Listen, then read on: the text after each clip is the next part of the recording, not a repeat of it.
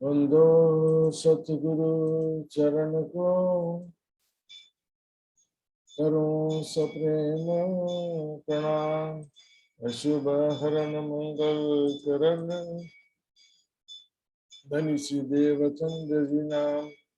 श्री प्राणनाथ निज मूलपति, श्री महराज सुनाम। तेज कुंवरी श्यामा युगल को, पल पल करूं प्रणाम, पल पल करूं प्रणाम।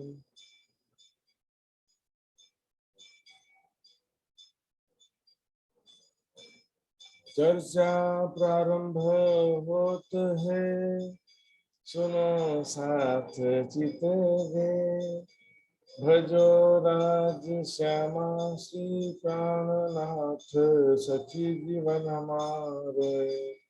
श्री महामति कहे साथ जी, भया चर्चा का बखत। अब तुम सुनियो चित दे, लाल आगे आए बैठे न तखत। लाल आगे आए बैठे न तखत। रास लीला खेल के आए बरारब में, तहाँ बात सब जाहिर करी। चलिया मार्ग इन से, चलिया मार्ग इन से।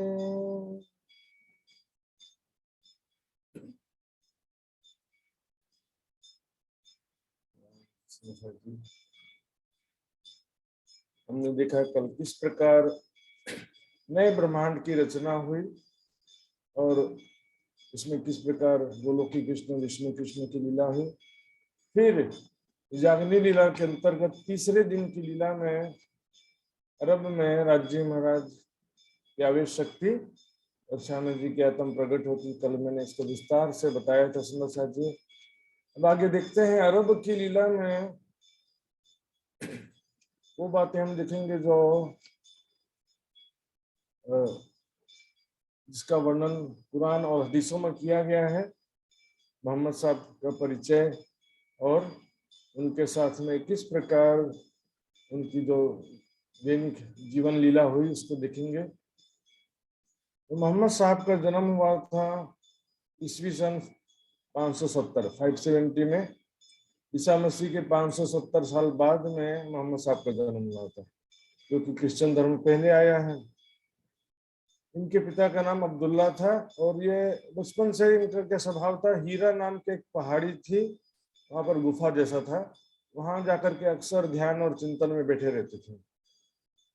ध्यान करते समय 40 वर्ष की आयु में जोश की शक्ति उनके अंदर आना शुरू होती है। इसी को क्या लिखा है, जिब्रील आना शुरू होती है। हालांकि जोश की शक्ति अंदर भी आती है और वही जोश की शक्ति बाहर किसी रूप में आपसे बात भी कर सकती है। जैसे हम देखते हैं ना, वितक में कभी चुगलखोर के मित्र के रूप में आ गए, कभी पठान के रूप में आ गए, रेगिस्तान में देवचंद जी के पठान के रूप में आ गए। तो राज्य का जो जोश आवेश है वो किसी भी रूप में दर्शन दे सकता है। तो यहाँ पर सबसे पहले देखिए, जो हम सोचते हैं ना 40 वर्ष की आयु में मेराज हुआ, ऐसा जो सुना होगा शायद कभी, लेकिन वास्तविकता ये कि 40 वर्ष की आयु में मेराज, जो मेराज है वो 40 वर्ष की आयु में नहीं हुआ। 40 वर्ष की आयु में जोश की शक्ति आना शुरू हो गई उनके अंदर। पैगंबरी की सूचना मिली कि तुमको पैगंबर बनाया गया है, ऐसा ऐसा। लेकिन हम देखेंगे कि उनको मेराज जो होता है 52 ईयर्स में होता है, लगभग 52 साल के 52 ईयर्स में होता है, ये बताऊंगा मैं। तो 40 साल की उम्र में क्या वो पहले देखते हैं उनको क्या जोश की शक्ति आने से 3 दिन तक बुखार में तपते रहे। इतना ज्यादा मतलब शक्ति आई तो उसको का बॉडी 3 दिन तक बुखार में तपता रहा। सच्चे ख्वाबों का सिलसिला जारी रहा, मतलब उनको ऐसे कोई भविष्य में होने वाली घटनाएं, सत्य बातें ख्वाब के रूप में दिखाई देने लगी। जो मैंने कल परसों बताया था ना, ईश्वरीय स्वप्न मैंने भने का थी ईश्वरीय स्वप्न। तो उसमें क्या होता है, परमात्मा की शक्ति से या किसी देवी की शक्ति से या किसी महापुरुष की शक्ति से कुछ दिखाई देता है, लेकिन यहाँ पर परमात्मा की शक्ति से उनको कुछ ऐसा दृश्य दिखाई देता था जो भविष्य की घटना है, संसार की वास्तविकता है। तो सबसे पहले जो उसकी शक्ति आई, उन्होंने क्या कहा, मोहम्मद साहब को पढ़ो पढ़ो कहा, पढ़िए। तो मोहम्मद साहब तो क्या थे, अनपढ़ थे, वो अशिक्षित थे। तो उन्होंने कहा मैं पढ़ना नहीं जानता, मैं कैसे पढ़ूं। फरिश्ते ने 3 बार फिर से कहा और 3 बार मोहम्मद साहब ने मना किया। तब फरिश्ते ने कहा अपने उस परवरदिगार के नाम से पढ़ जिसने इंसान को जमे खून से पैदा किया। मतलब परमात्मा की शक्ति से सब पॉसिबल है।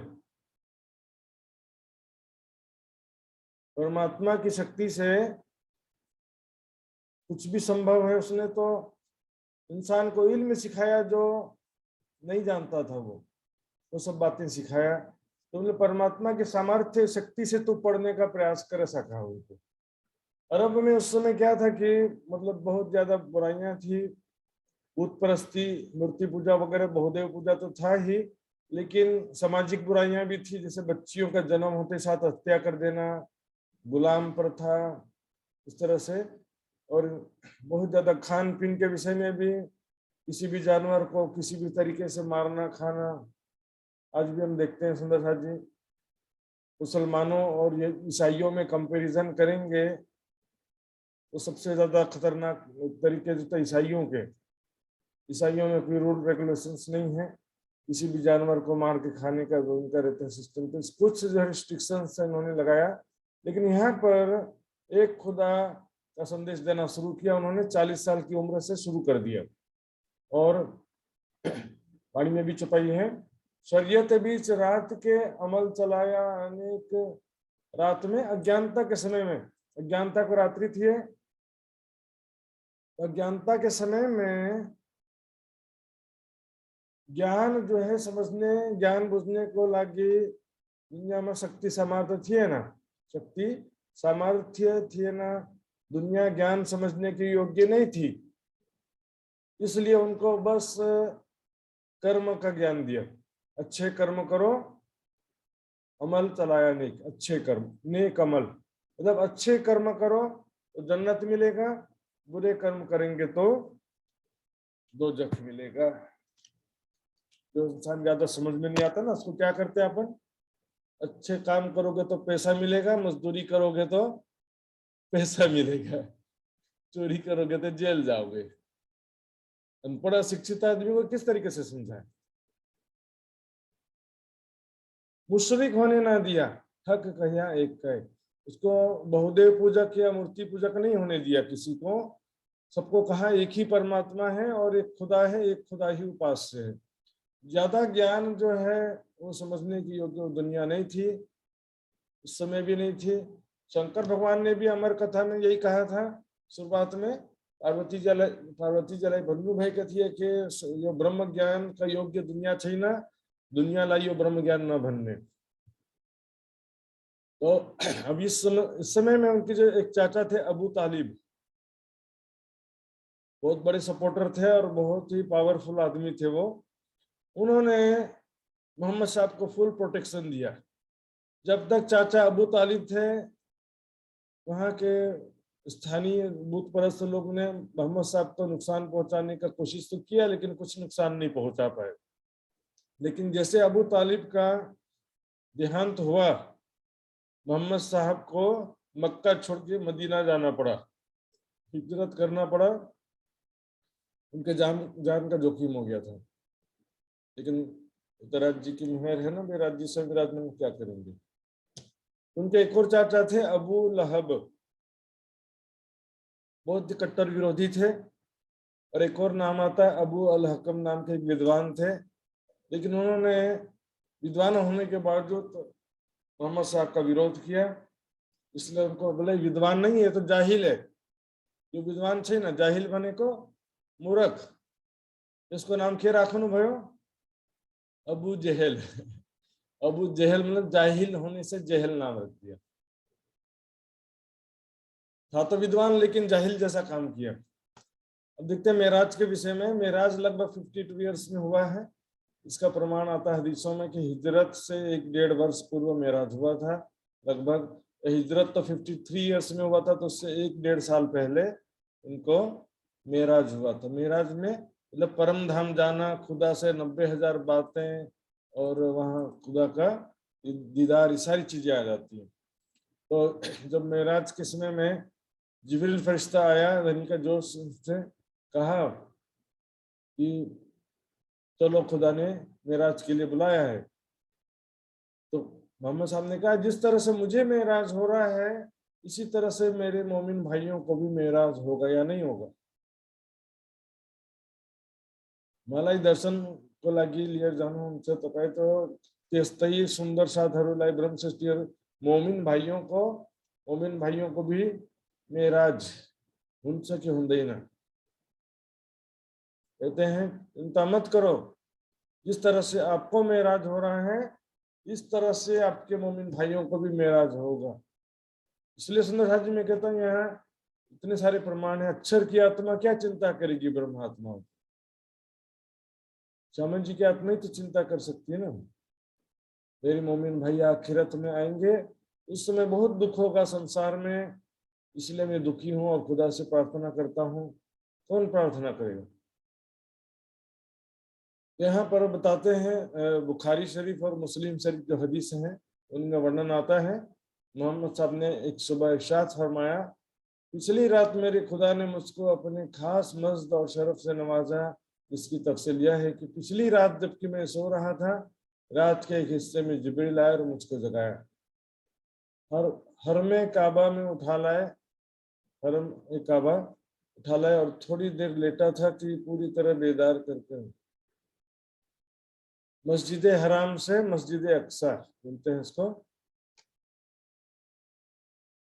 मक्का में जो काबा है उसको मस्जिद हराम बोलते हैं, और यरूशलेम में जो मस्जिद है उसको मस्जिद अक्सा बोलते हैं। तो फिर उनका क्या क्या देखिए, मेरा सीना चाक किया, धोया और ईमान हिकमत से भर दिया। अभी देखिए जाहिरी रूप से क्या है, जिब्रील कोई फरिश्ता से काट छाती चीर के मुट्ठू को बाहर निकाल के जमजम को पानी में धोना है, सब अलंकारिक वर्णन छ नहीं समझ आते। जो उसको शक्ति बड़ा हृदय निर्मल भय को कोरा चाहिए, जो उसकी शक्ति से हृदय निर्मल हो गया, और इस प्रकार से उसको मेराज में गए, नासुत मलकुल जबू तलंग के। और दर्शन मेराज के विषय में कुरान में के लिखे को छ, कहाँ लिखे को छ हेर्नु पर्छ। ये सूरह नज्म 53 नंबर का सूरह है। इसमें क्या लिखा देखिए, ताकतवर ने फिर उस जलवे ने कसद फरमाया और वह आसमानी बरी के सबसे बुलंद किनारे पर था। फिर वह जलवा नजदीक हुआ। देखिए आसमानी बरी के सबसे बुलंद किनारे, सबसे टॉप में, सबसे ऊपर में थे, और वह जलवा ने राज्य खुदा का जो सूरत है वो नजदीक हुआ, और उस जलवे और उस महबूब के बीच 2 हाथ का फासला था, उससे भी कम। खुदा और मोहम्मद के बीच में इतना कम डिस्टेंस था, इतने नजदीक थे उस समय। और अब वही फरमाए अपने बंदे को जो वही फरमाए। वही बने को क्या, वही का मतलब जो परमात्मा की शक्ति से जो नॉलेज आता है उसको भी वही बोलते हैं। और खुदा ने वहां जो 90,000 हरफ बोला उसको यहाँ पर वही कहा जा रहा है। खुदा ने 90,000 हर्फ बातें उनको फरमाया, और दिल ने झूठ ना कहा जो देखा। मोहम्मद साहब कहते हैं कि मैंने झूठ नहीं कहा, जो देखा वही बता रहा हूँ। तो क्या तुम उनके देखे हुए पर झगड़ते हो? और देख उन्होंने वह जलवा 2 बार देखा, 2 टाइम्स हेरनु राज्य लाई 2 बार देखा उन्होंने। तो यहाँ पर तारतमवाणी के हिसाब से देखेंगे तो केतेक नबिये जाहिर किए ये जो बंदगी शरियान, केतेक हर्फ रखे गुज सो कर से हिंदी में। हकीकत के कुछ जो 30,000 शब्द थे वो संकेतों, गुज लिखा मतलब संकेतों में रखनु लिखनु। गुज बने का गुड़, गुड़ का मतलब जिसको लिखा है लेकिन समझना मुश्किल होता है। और भी केतिक सुने रसूले पर सो चढ़े नहीं फुरना, और भी बहुत सारा सुना, 30,000 हर्फ मार्फत के सुना, जो रंग महल के अंदर, वही खिलवत के अंदर, इस प्रकार से प्रेम व आनंदमयी लीलाएं होती हैं, कैसे राज्य श्यामा जी सखियों का स्वरूप है, वो सारा जो है उन्होंने सुना तो था पर चढ़े नहीं फुरमान, कुरान में लिखा नहीं उसको। इसका प्रमाण कसूल अंबिया ग्रंथ के उर्दू संस्करण में लिखा है, हिंदी में हटा दिया है। तो सुंदर साहब जी यहाँ पर स्पष्ट रूप से कहा है 30,000 हकीकत के संकेतों में लिखा है, 30,000 मार्फत के लीलाओं के। मार्फत कर तो बोलेंगे राज्य के सिवा कोई नहीं रहता, तो उसमें 30,000 हर्फ में क्या लिखने में रहा। मैंने बताया था पहले दिन की चर्चा में 30,000 हर्फ जो वहां पर रंगमहल में होने वाली प्रेम और आनंद में लीलाओं के हैं वो। और ये देखिए कई विद्वान ऐसा बोलते हैं कि शरीयत के 30,000 थे और तरीकत के 30,000 संकेतों में लिखा। तो तरीकत के 30,000 संकेतों में लिखने की क्या जरूरत है? तरीकत तो दिल को बंधकी पूरा है। तरीकत पनि स्पष्ट लिखनु भएको छ जसरी देखो हेर्नु तरीकत कसलाई भन्नु भएको छ, शरीयतमा के गर्छन् आमदनी का 40वां हिस्सा दान करना रहता है। तरीकतमा के होता है, के हुन्छ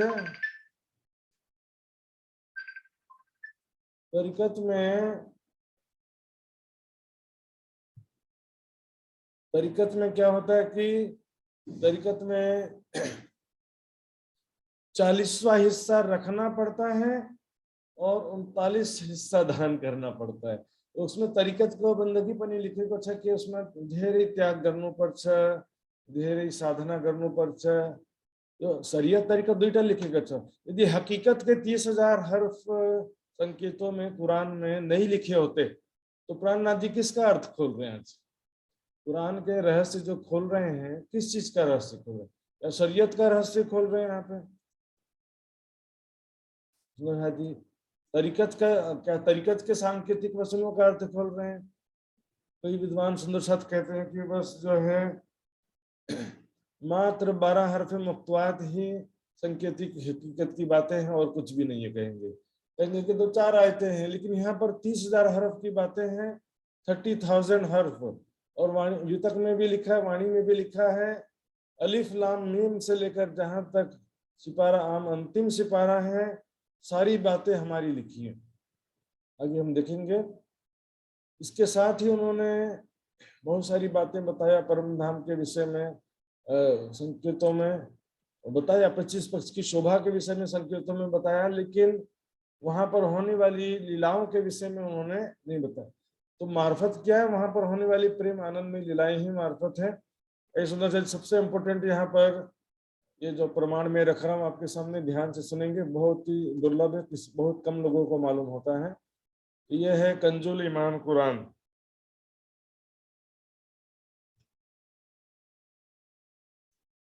ये देखिए सुंदर, ये है कंजुल ईमान। इसको कुरान मस्जिद, कुरान मस्जिद की तफसीर ये लिखेको छ। अनुवाद पनि छ, तफसीर पनि छ। तफसीर भनेको के? व्याख्या। अनुवाद भनेको ट्रांसलेशन तो छ तर व्याख्या पनि छ। तो यसमा बहुत बढ़िया लिख रहे हैं।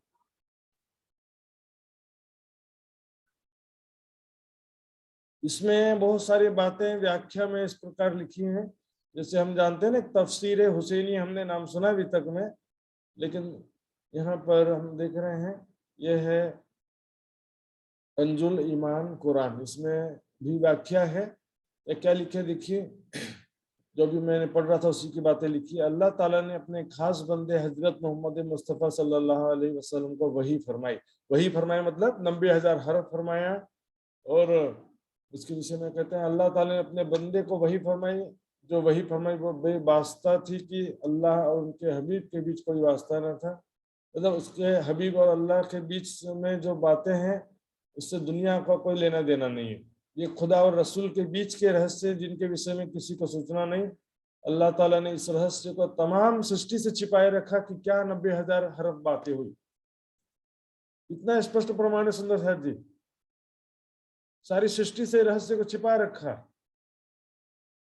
न बयान फरमाया कि अपने हबीब को क्या वही फरमाई, क्या बताया, क्या बातें कहा। मुहिब और महबूब यानी आशिक और माशूक के बीच के ऐसे राज होते जिनको उनके सिवा कोई नहीं जानता।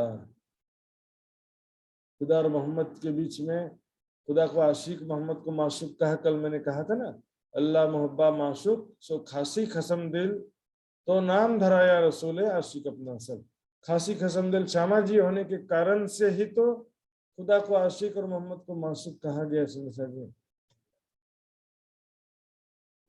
तो यहाँ पर कह रहे हैं उलमा ने भी ये बयान किया, उस रात में आपको वही फरमाई, वह कई किस्म के उलूम थे। एक और व्याख्या में कहा गया है कि उसमें जो क्या कहा था, 90,000 हर्फ में, एक तो शरीयत और हकाम का इल्म जिसकी सबको तबलीग की जाती। शरीयत की कुछ बातें कहा था जो सबको बताया जा सकता है, तबलीग है ना, उपदेश देना। और दूसरी बातें जो थी वो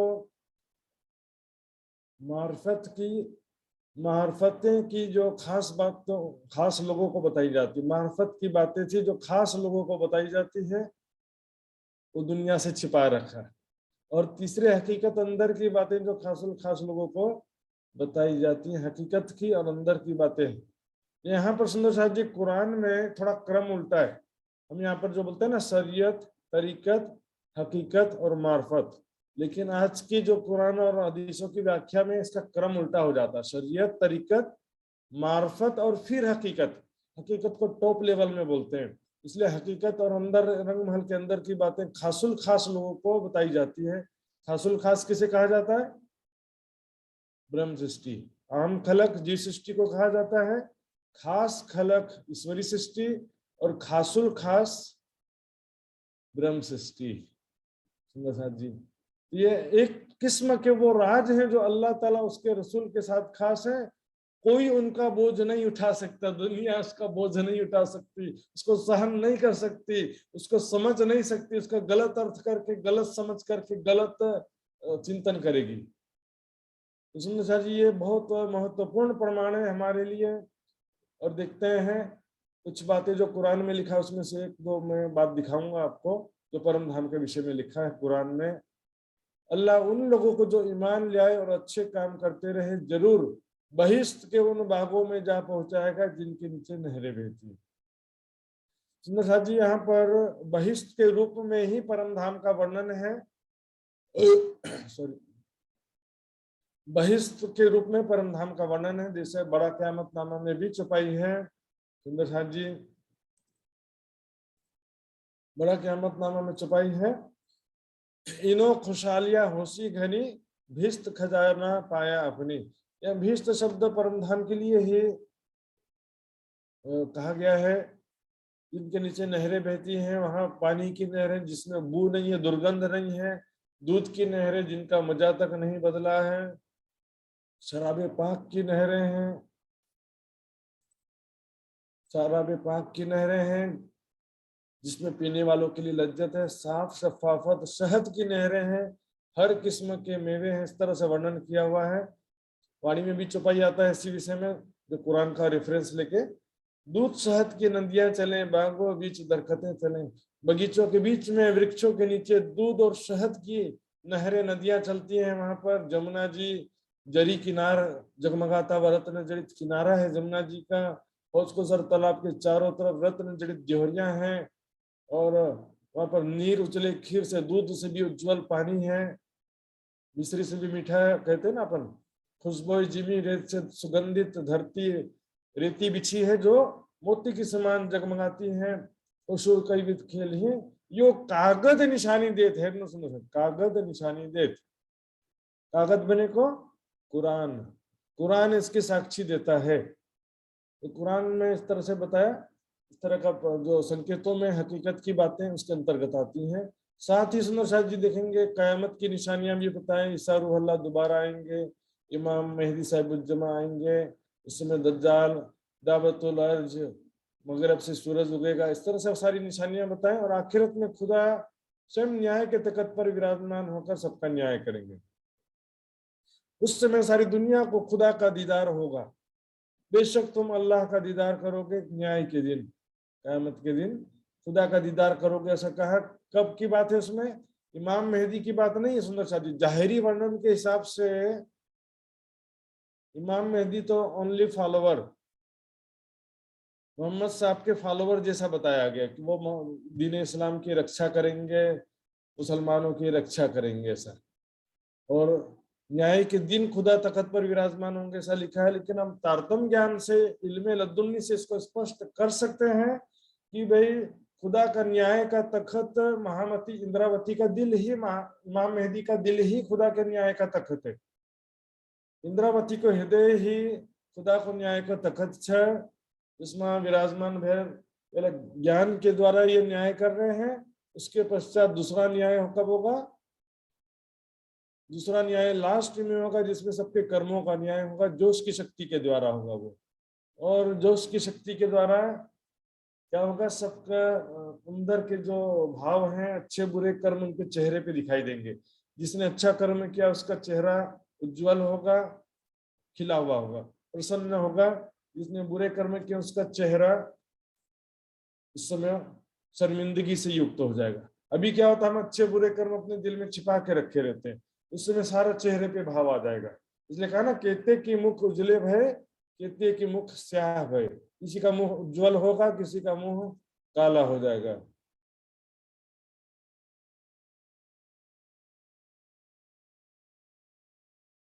सुंदर साहब जी, इस प्रकार से मोहम्मद साहब के समय में जो लीला हुई, वास्तव में ऐसा, भले उस समय ब्रह्म आत्माओं ने अलग से तन धारण नहीं किया था, लेकिन वाणी में स्पष्ट रूप से कई जगह वितक में भी कहा, वाणी में भी कहा कि मोहम्मद साहब हमारे लिए ही आए थे और कुरान हमारे लिए लिखा है। कुरान के जो वारिस हैं, असली वारिस ब्रह्म सृष्टि ही है, मोमिन है। लिखा हुआ इन उम्मत भाइयों वास्ते मोहम्मद आए 3 बार। 3 बार, 3 टाइम्स मोहम्मद साहब 3 बार दुनिया में बसरी मलकी हकी सूरत के रूप में 3 बार हमारे लिए ही आए। 6 दिन कुरान में वाक़े भय, जब कुरान में 6 दिन की बात लिखी है, 6 दिन की लीला के विषय में क्या लिखा देखेंगे। कुरान के 57 नंबर के सूरा में 4 नंबर की आयत में लिखा है, वही है जिसने आकाशों और धरती को 6 दिनों में पैदा किया, फिर अर्श पर विराजमान हुआ। अब आकाश धरती को 6 दिनों में पैदा किया, इसका जाहिरी अर्थ क्या लेंगे? जब खुदा को आकाश और धरती को बनाने में 6 दिन लग गया, और 6 दिन कौन सा 6 दिन लगा? उस समय जब दुनिया बना नहीं था, तो दुनिया के दिन तो 6 दिन कैसे गिरे उस समय? कुरान में ही लिखा है कि जब खुदा को कुछ करना होता है तो वो कह देता है हो जा, और वो हो जाता है। अर्थात कुन्न बोलते हैं उर्दू में, कुन्न कहता है हो जा, संकल्प मात्र से हो जाता है। उसको 6 दिन लगने का तो सवाल ही नहीं होता। परमात्मा को जो करना होता है वो तो बस बोल देता, हो जा, हो गया। हो जा भी बोलना नहीं पड़ता, बस मन में संकल्प किया, वैसा हो जाता है। एक पत्ता भी खुदा के हुक्म के बिना हिलता नहीं है। सृष्टि को बनाने में 6 दिन नहीं लगेगा। ये तो संसार में परमात्मा की जो 6 दिन की लीला हुई, उसके बारे में संकेतों में लिखा था। तामे एक दिन ब्रज में, दूसरे दिन रास। देखिए, ब्रज लीला किसे कहा गया है? हूद तूफान, इंद्रकोप। रासलीला कहा गया नूह तूफान। ये रासलीला के समय जो काल माया का प्रलय हो गया था, उसको नूह तूफान कहते हैं, हूद तूफान कहते हैं इंद्र प्रकोप को। जी, सारे छिप कही तब, संकेतों में कहा। ये सारी बातें स्पष्ट रूप से नहीं कहा, संकेतों में कहा है। इसलिए कोई अपन देखेंगे तो स्पष्ट रूप से पता नहीं चलेगा।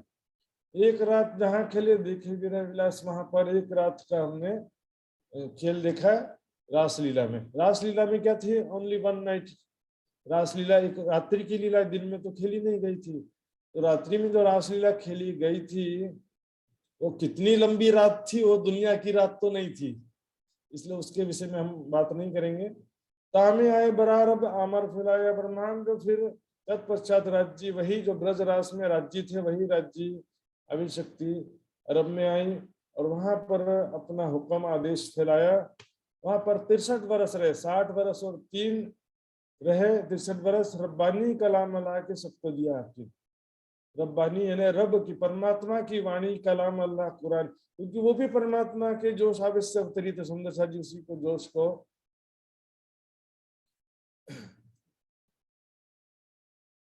को जोश को क्या करते हैं, जोश और आवेश एक ही चीज मैंने बताया था सुंदर साहब जी। तो जिस तरह से हम देखेंगे वाणी का अवतरण कैसे होता था, वाणी का अवतरण वैसे ही होता था ना, राज्य का आवेश आया, वाणी का अवतरण हुआ, उसी को जो है अलंकारिक रूप से क्या कहा, जिब्रील आयते लाता था। यहां से सुनेंगे सुंदर साहब जी, जिब्रील आयते ला करके मोहम्मद को सुनाता था, कुरान की आयतें जिब्रील लेके आता था, और उसी को यहाँ किया कि राज्य के आवेश से वाणी का अवतरण हुआ। अलंकारिक वर्णन से सब भाई सुंदर साहब। और अब कहाँ भी शब्द को देखो, निजानंद भाषा कोश होगा आपके पास में, किसी न किसी के पास में होगा, निजानंद भाषा कोश, उसमें देख लीजिए परमात्मा का आवेश जो लिखा हुआ जिब्रील को। और इसमें मैंने अपने तरफ से भी वाणी के बहुत सारे प्रमाण देकर के आपको 2 दिन पहले समझाया था। इस तरह से अब कहते हैं कि एक कथा बहुत है, विस्तार नहीं शुमार। मोहम्मद साहब की जो लीला है बहुत सारी बातें हैं, उसका जो है ऑलरेडी वर्णन हो चुका है। जिस चीज का वर्णन हो चुका उसको यहाँ पर अब रिपीट नहीं करते। अब चौथे दिन की सैया करो विचार, चौथे दिन की लीला का विचार करते हैं। जब मोहम्मद साहब के 10वीं सदी के 9.25 वर्ष बाकी थे, अर्थात 990 वर्ष 9 महीने व्यतीत हो चुके थे। साल 990 मास 9 हुए रसूल को जब, रू अल्लाह मिसल गाजियों सैया उतरे, तब सब सखियां घूमने के लिए आ गई।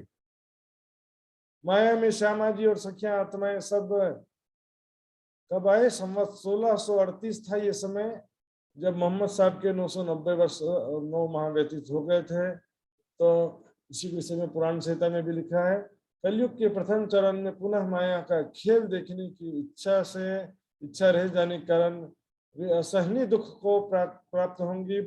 अलग अलग देशों जाति वर्ण में स्त्री पुरुष के तन में पैदा होंगी। अज्ञानता के आगाध सागर में प्रियाओं के गिर जाने पर प्रीतम पर ब्रह्म स्वयं अपने कृपा रूपी महासागर में स्नान कराएंगे। सुंदर साहब जी, उस समय 1638 का समय था, आसो सुदी 14 का दिन था, जब श्री देवचंद जी का जन्म हुआ मारवाड़ देश में।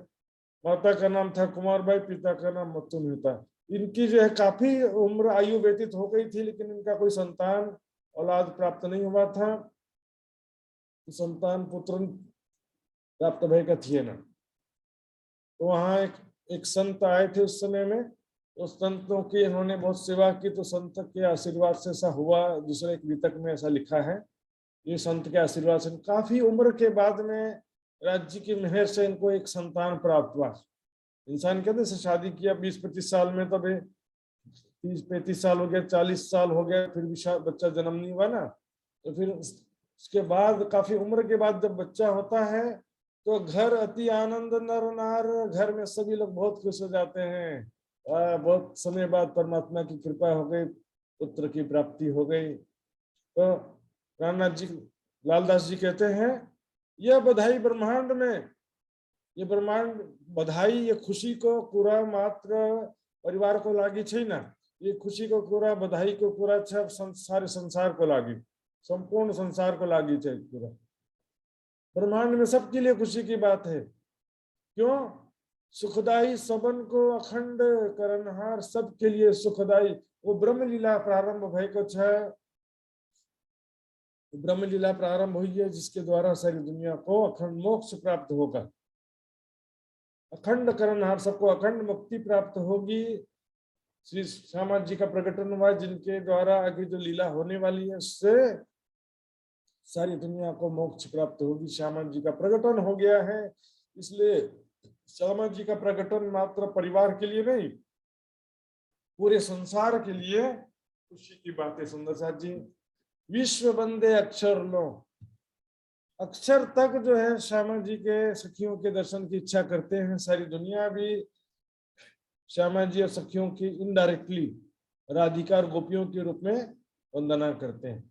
सुंदर साथ जी, यहाँ पर प्रसंग जो चल रहा है, देवचंद जी का प्रसंग चल रहा है, श्यामा जी को प्रसंग चाली रहे कुछ। तो यहाँ पर अक्षर को पूरा छेना, अक्षर तक भी, विश्व बंदे अक्षर तक भी, अक्षर भी जो है उस श्यामा जी महारानी के दर्शन की इच्छा रखता है। तो पूरा ठीक है। અને દુનિયામાં પણ વર્ણન પણ ભાઈ को છે ब्रह्म सृष्टि के चरण रच को ढूंढ थके त्रिगुण। देखिए यहाँ पर बड़ी वृत्त की एक चौपाई है, इसी से रिलेटेड है। विश्व सारी बंदत है रजिनों की चरण, ब्रह्म सृष्टि के चरण रच के सारा विश्व वंदना करता है, तिनकी इच्छा रहत है खाक चरण मोमिन। वाणी में भी चौपाई है, ब्रह्म सृष्टि के चरण रच को ढूंढ थके त्रिगुण। यहाँ पर विषय जो चल रहा है श्यामा जी का प्रकटन का बात है। अभी यहाँ पर सारी दुनिया के लिए बधाई है, सारी दुनिया को सुखदाई है, श्यामा जी की ही बात यहाँ पर होनी चाहिए। सुंदर साथ जी, अक्षर ब्रह्म की बात नहीं होनी चाहिए वहां पर। और वैसे तो दुनिया वाले अक्षर ब्रह्म को भी नहीं जानते हैं, देखा जाए तो। यदि सबलिक केवल ब्रह्म तक जो पहुंच कहते हैं, वो भी अक्षर की मात्र पंच वासनाओं की बात है। देवापी संतनोर भ्राता मरु इक्ष्वाकु वंशज है, ठीक है। संतनों के भाई देवापी और इक्ष्वाकु वंशज मरु, ये दोनों कलाप ग्राम आसाते। कलाप ग्राम हिमालय में एक स्थान है जहां पर बड़े बड़े योगी मुनिजन रहते हैं सूक्ष्म शरीर से। सूक्ष्म शरीर भी कैसा है, एक्चुअल में योगाग्नि में शरीर कहते हैं। स्थूल शरीर से परे हो गए हैं, वो सूक्ष्म योगाग्नि में शरीर उन्होंने धारण प्राप्त कर लेते हैं। साधना कर करके उनका शरीर ऐसा हो जाता है, योगाग्नि में हो जाता है। फिर खाना, भोजन करना, पसीना आना, मलमूत्र का त्याग, ये सब गुण धर्म से परे हो जाते हैं वहां पर। एकदम वहां पर सामान्य मनुष्य जा भी नहीं सकता, जाएगा तो उनको वो दिखाई भी नहीं देंगे। तो इस तरह से दोनों वहां पर तपस्या कर रहे थे, तो उनको पता चला कि परमात्मा कलयुग में दोनों में आकर लीला करने वाले हैं, बुद्ध अवतार और कल्कि अवतार। तो हमारे अंदर वो विराजमान होकर के लीला करें, ऐसा उन्होंने इच्छा किया, वरदान मांगा। देखेंगे सुंदर जी यहाँ क्या लिखा है, वर्णाश्रम युक्त कलयुग के अंत में प्रकट होंगे और पहले के समान संसार में वर्णाश्रम युक्त शुद्ध धर्म की स्थापना करेंगे। वर्णाश्रम धर्म बने को क्या है, देखिए वर्ण आश्रम। वर्ण क्या होता है, चार वर्ण, इंग्लिश में कलर बोलते हैं, हिंदी में रंग बोलते हैं। वर्ण और रंग और कलर। कलर रंग क्या है, चार कलर, सफेद काला तो है दो कलर, बीच में लाल और पीला दो कलर हो गया। तो ये कलर के संकेत है, वास्तव में तीन गुणों का ये मिश्रण है। ये सफेद कलर मतलब पूर्ण सतोगुण, प्योर सतोगुण होता है। जिसके अंदर प्योर सतोगुण है वो ब्राह्मण है, जिसके अंदर ब्रह्म ज्ञान है वो ब्राह्मण है। ब्रह्म जानाति इति ब्राह्मण। रेड कलर जो है क्षत्रिय का प्रतीक है। क्षत्रिय में क्या होता है, सतोगुण और रजोगुण का मिश्रण। उनके अंदर थोड़ा 50% सतोगुण होगा, 50% रजोगुण होगा। अब जैसा कार्य करना उसके हिसाब से गुण होता है ना। क्षत्रिय का कार्य क्या है, युद्ध करना। अब आज के समय में देखेंगे सेना में क्या सिर्फ क्षत्रिय लोग जाते हैं क्या, सारे लोग जाते हैं, ब्राह्मण भी जाते हैं, वैश्य भी जाते हैं, शूद्र भी जाते हैं। अभी क्या कर जाति के हिसाब से वर्ण व्यवस्था नहीं है, कर्म के योग्यता के हिसाब से वर्ण व्यवस्था होता है। तो उसमें तीसरा जो था वैश्य जो है वो पीला कलर का प्रतीक है। वैश्य में क्या होता है, तमोगुण और रजोगुण का मिश्रण होता है। रजोगुण 50% और तमोगुण 50%। और फिर पूर्ण तमोगुण वालों को शूद्र कहा जाता है। शूद्र पूर्ण तमोगुण यानी मांस मछली शराब वगैरह खाना पीने से बुरे कर्म वाले हैं ना, उनको म्लेच्छ कहा गया या तमोगुण कहा गया। तो वाणी में एक्चुअल में सुर असुर शब्द किसके लिए क्या है, देवताओं को सुर कहा और असुरों को हिंदुओं को देवता या सुर कहा और मुसलमानों को असुर या राक्षस कहा। क्योंकि मुसलमान क्या ऐसे मांसाहार और ये सब बुरे कर्म सारे करने वाले होते हैं, इसलिए उनको असुर कहा गया। यहाँ वर्ण व्यवस्था का मतलब क्या है कि सभी योग्यता के हिसाब से होगा। अब शूद्र जो है किसे कहते हैं, जो कि नौकरी करता है, या सारी दुनिया सब नौकरी में लगे हुए हैं। इसलिए ये व्यवस्था जो है ये पुराने समय की बातें हैं सुंदर साथी। लेकिन आखिरत में इसकी पुनः स्थापना की जो बात कही जा रही है, इसका मतलब है कि योग्यता के हिसाब से सबको योग्यता के हिसाब से वर्ण व्यवस्था रहेगा, जाति के हिसाब से नहीं रहेगा। और इसमें भी सुंदर साथ जी प्राणनाथ जी की वाणी के हिसाब से देखेंगे। देखिए प्रत्येक कलयुग के बाद सामान्य सीक्वेंस क्या होता है, फिर सतयुग आता है। सतयुग, त्रेता युग, द्वापर युग, कलयुग। कलयुग पे पची फिर क्या होता, कलयुग के बाद फिर वापस सतयुग आएगा। तो कलयुग के बाद वापस सतयुग आता है ना। ये संसार का नियम है कि कलयुग के बाद वापस सतयुग आता है। तो प्राणनाथ जी की वाणी के अनुसार क्या होगा, इस बार कलयुग के बाद सतयुग नहीं आएगा, लेकिन संसार के एंड में क्या होगा, राज जी की मेहर से सबको जागृत बुद्धि प्राप्त होगी, सारी दुनिया एक हो जाएगी। जात एक खसम की और ना कोई जात, एक खसम एक दुनिया उड़ गई दूसरी बात। जाति धर्म वेशभूषा का सारा भेदभाव और झगड़े सारे समाप्त हो जाएंगे, सभी को आत्म दृष्टि से देखा जाएगा।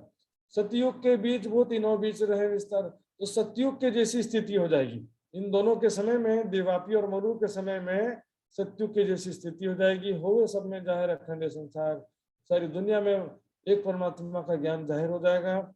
सतयुग में धर्म 4 चरण पर खड़ा रहता है, सत्य, तप, ज्ञान व कर्म। देखिए जो भी झगड़े हैं ना, इसको हरण कर लिया, इसको मार दिया, ऐसा कोई भी घटना, ऐतिहासिक घटनाएं त्रेता युग से शुरू होती है। सतयुग में कुछ नहीं आएगा। सीता हरण हो गया, रामायण देखते हैं, महाभारत देखते हैं, सब ये त्रेता युग द्वापर युग में सब बातें हैं। सतयुग में किसी राक्षस को मारा, किसी रावण को मारा, या किसी तरह से मतलब इस तरह से चोरी हुआ, इस तरह कोई घटना नहीं मिलेगी। सतयुग में धर्म 4 चरण में था। त्रेता युग में सत्य चला गया, फिर तप चला गया, फिर ज्ञान चला गया। कलयुग में मात्र कर्म बचा है। मनुष्य मात्र कर्म कर सकता है, ज्ञान बुझने को पनि शक्ति छैन, तप करने को पनि शक्ति छैन, और सत्य आचरण पनि छैन। सत्य आचरण के जो दिल में है, जुबा पर अच्छे सत्य बोलना मात्र सत्य आचरण है ना। जो चीज नहीं जानते हो तो नहीं बोलना। सत्य आचरण क्या, जो सत्य जानते हो वही बोलना। देखिए बेहतर तो परमात्मा ही जानता है, लेकिन मेरे लिए सत्य क्या है, अनजाने में मैं कुछ बोलूं एक अलग बात है, वैसे भी अनजाने में भी जो चीज के विषय में जानते नहीं है उसमें बोलना भी नहीं चाहिए। मैं जो जानता हूं कि ये अच्छा आदमी है, इसको खराब क्यों बोलूं। सबका देखा देखी, दूसरे की बातें सुनकर उसको खराब नहीं बोलना चाहिए। जो खराब है उसको जानते हो तो चापलूसी करने के लिए अच्छा नहीं बोलना चाहिए। ये क्या सत्य आचरण क्या है, जो दिल में है वही जुबा पर हो और वही आचरण में हो। यहाँ पर कलयुग के अंत में सतयुग जैसी स्थिति हो जाएगी, सबको जागृत बुद्धि प्राप्त होगी, राज्य की शक्ति से सभी एक परमात्मा की शरण में आ जाएंगे। और सोई वेद कथित में इनों की लिखी शाख वेद कथित, समस्त धर्म ग्रंथों में, उपनिषद में, भागवत में, अनेक भाषाओं में इनका प्रमाण लिखा है। किस प्रकार कलयुग में बुद्ध स्वरूप और बुद्ध निष्कलंक कल की स्वरूप प्रकट होंगे, परमात्माएं प्रकट होंगी, सारी बातें समस्त धर्म ग्रंथों में लिखी है। जब को ये ब्रह्मांड तब के यह वचन, जबकि ये सृष्टि बनी है संसार, जब से सृष्टि रचना भई को जब से तब से जो भी ग्रंथ संसार में अवतरित हुए हैं, जो भी ग्रंथ लिखे हैं, उसमें सारी बातें जन्म से लेकर तक जाके सुने पति जीवन। इस प्रकार से प्रकटन होगा बुद्ध स्वरूप का, बुद्ध निष्कलंक स्वरूप का, सारा विस्तार से उनका वर्णन लिखा है, लेकिन संकेतों में लिखा है। लेकिन तारतम ज्ञान की रोशनी में हम देखेंगे तो हमको एकदम क्लियर लगता है, लेकिन बिना तारतम ज्ञान वालों के लिए वो संकेत से भी कठिन है। जाके सुने पति जी मन। ऐसे अन्य धर्म ग्रंथों में हम जब अपने प्रमाण देखते हैं, सुनते हैं, तो हमको बहुत ही आनंद आता, हमारा हृदय उससे निर्मल होता है। सुंदर साहब जी ताके ग्रंथ भाषा में आप अपने किए, सबने क्या किया, ये तो हमारो ग्रंथ अच्छा, हमारे ग्रंथ, हमारी भाषा में लिखा, हमारा ग्रंथ। ग्रंथ और ज्ञान किसी का निजी प्रॉपर्टी नहीं होता, किसी एक धर्म का भी नहीं होता है। ज्ञान और ग्रंथ तो संपूर्ण विश्व को प्रॉपर्टी है। किसी ने कोई किताब लिखा है तो वो किसी एक की प्रॉपर्टी नहीं होती, सारे विश्व की प्रॉपर्टी होती है। वो ग्रंथ ज्ञान लिखे कबीर जी लेके बनु भाई को जा कबीर जी ने पूछा, जाति ना पूछो साधु की, पूछ लीजिए ज्ञान, मोल करो तलवार का, पड़ा रहन दो म्यान। म्यान क्या होता है? जिसमें तलवार को घुसाया जाता है, रखा जाता है। तो म्यान लाल कलर का है कि हरे कलर का, क्या मतलब? अंदर तलवार कितनी धारदार है वो देखो, उसके अंदर में ज्ञान कितना है ये परखो।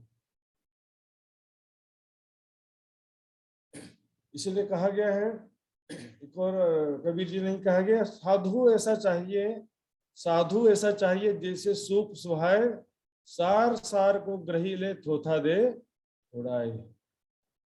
सूप क्या होता मालूम है सुंदर साहब जी? मेना जी, सूप क्या होता मालूम है? सूप, अच्छा, सब्जी जो होता ना। हाँ जी, What was the word, Maharaj ji? Soup बोला आपने? सूप? हाँ सूप, सूप रस बोलते हैं नेपाली में तो। हाँ रस। सब्जी को जो पानी में उबालते हैं ना, तो उसका रस जो पानी में आ जाता है तो उसको सूप बोलते हैं। उसमें आप मान लो कि हम 4 प्रकार का सब्जी एक साथ पानी में उबालते हैं, तो सबका रस आ गया पानी में, है ना। भिंडी का भी आ गया, लौकी का आ गया, और भाजी का जो भी रखा था सबका रस आ गया।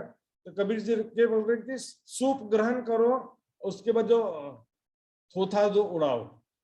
सब्जी फिर किसी काम का नहीं रहता, सब्जी को फेंकना पड़ता है, उसका पानी जो है पूरा रस जो है सब्जी में, उसमें सूप में आ गया। उसी तरह से सभी ग्रंथों में जो ज्ञान की बातें हैं उसको ग्रहण कर लो, लेकिन उसमें जो कर्म कांड, रीति रिवाज, परंपरा, ये थोथा है, थोथा, थोथा दे उड़ाए, है ना। भेष भाषा, रीति रिवाज, परंपरा, ये तो झगड़े का कारण है सुंदर साहब जी। जो कुछ कहिया कतेब ने, सोई कहिया वेद, दो बंदे एक साहेब के, पर लड़त बिन पाए भेद। पूरा बुझ दई ना और झगड़ा कर दई सब। जो बातें क्या लिखी वो समझते नहीं है, ज्ञान समझेंगे। झगड़ा क्या है? ये नमाज पढ़ते हैं, ये आरती करते हैं, लेकिन सबका खुदा एक है, वहां भी लिखा है, यहाँ पर भी कह रहे हैं कि सबका परमात्मा मालिक एक है। फिर उसके स्वरूप के विषय में, लीलाओं के विषय में भी जो देखेंगे, तारतम्य ज्ञान के बिना इसलिए दुनिया कभी एक नहीं हो सकती है। एक परमात्मा की जब तक पहचान नहीं होगी तो दुनिया कैसे एक होगी? सोई शरत कुरान में लिखी 120 बरस। तो कुरान में ये जो जागनी लीला का जो समय का लिखा है, समय टाइम पीरियड 120 ईयर्स का टाइम पीरियड लिखे कुछ है। उसमें क्या क्या आता है? 4, 5, 6 दिन तब जाहिर हो गए अर्श, चौथा दिन श्री देवचंद जी का, 5वां दिन मेरा ठाकुर का, और 6ठा दिन, तीनों मिला करके देखेंगे। चौथे दिन 1638 से ही गिनते हैं तो 1758 तक होता है। 1758 विक्रम संवत 1758 तक 120 साल होता है। लेकिन 1751 में महामती जी समाधिष्ट हो गए थे, तो उसके बाद 7 साल 6 दिन के भी आ जाते हैं। वो काल केवल छत्रसाल जी का नहीं है, सभी सुंदर साथ का, उसमें सभी सुंदर साथ ने, भैया सीताराम, मुकुंद दास, लाल दास जी, केशव दास, भीम भट्ट, सबने मिलकर जागनी कार्य किया। और फिर छत्रसाल जी अकेले के द्वारा राज्य का कार्य किया हुआ, या छत्रसाल जी के अंदर ही सारा आवेश आ गया, ऐसा कोई प्रमाण नहीं है सुंदर साहब जी। छत्रसाल जी के द्वारा लिखे हुए किसी भी साहित्य में महामती का छाप नहीं है। मैंने पहले दिन समझाया था, सब सृष्टि सजदा करे, होवे जाहिर अखंड धाम।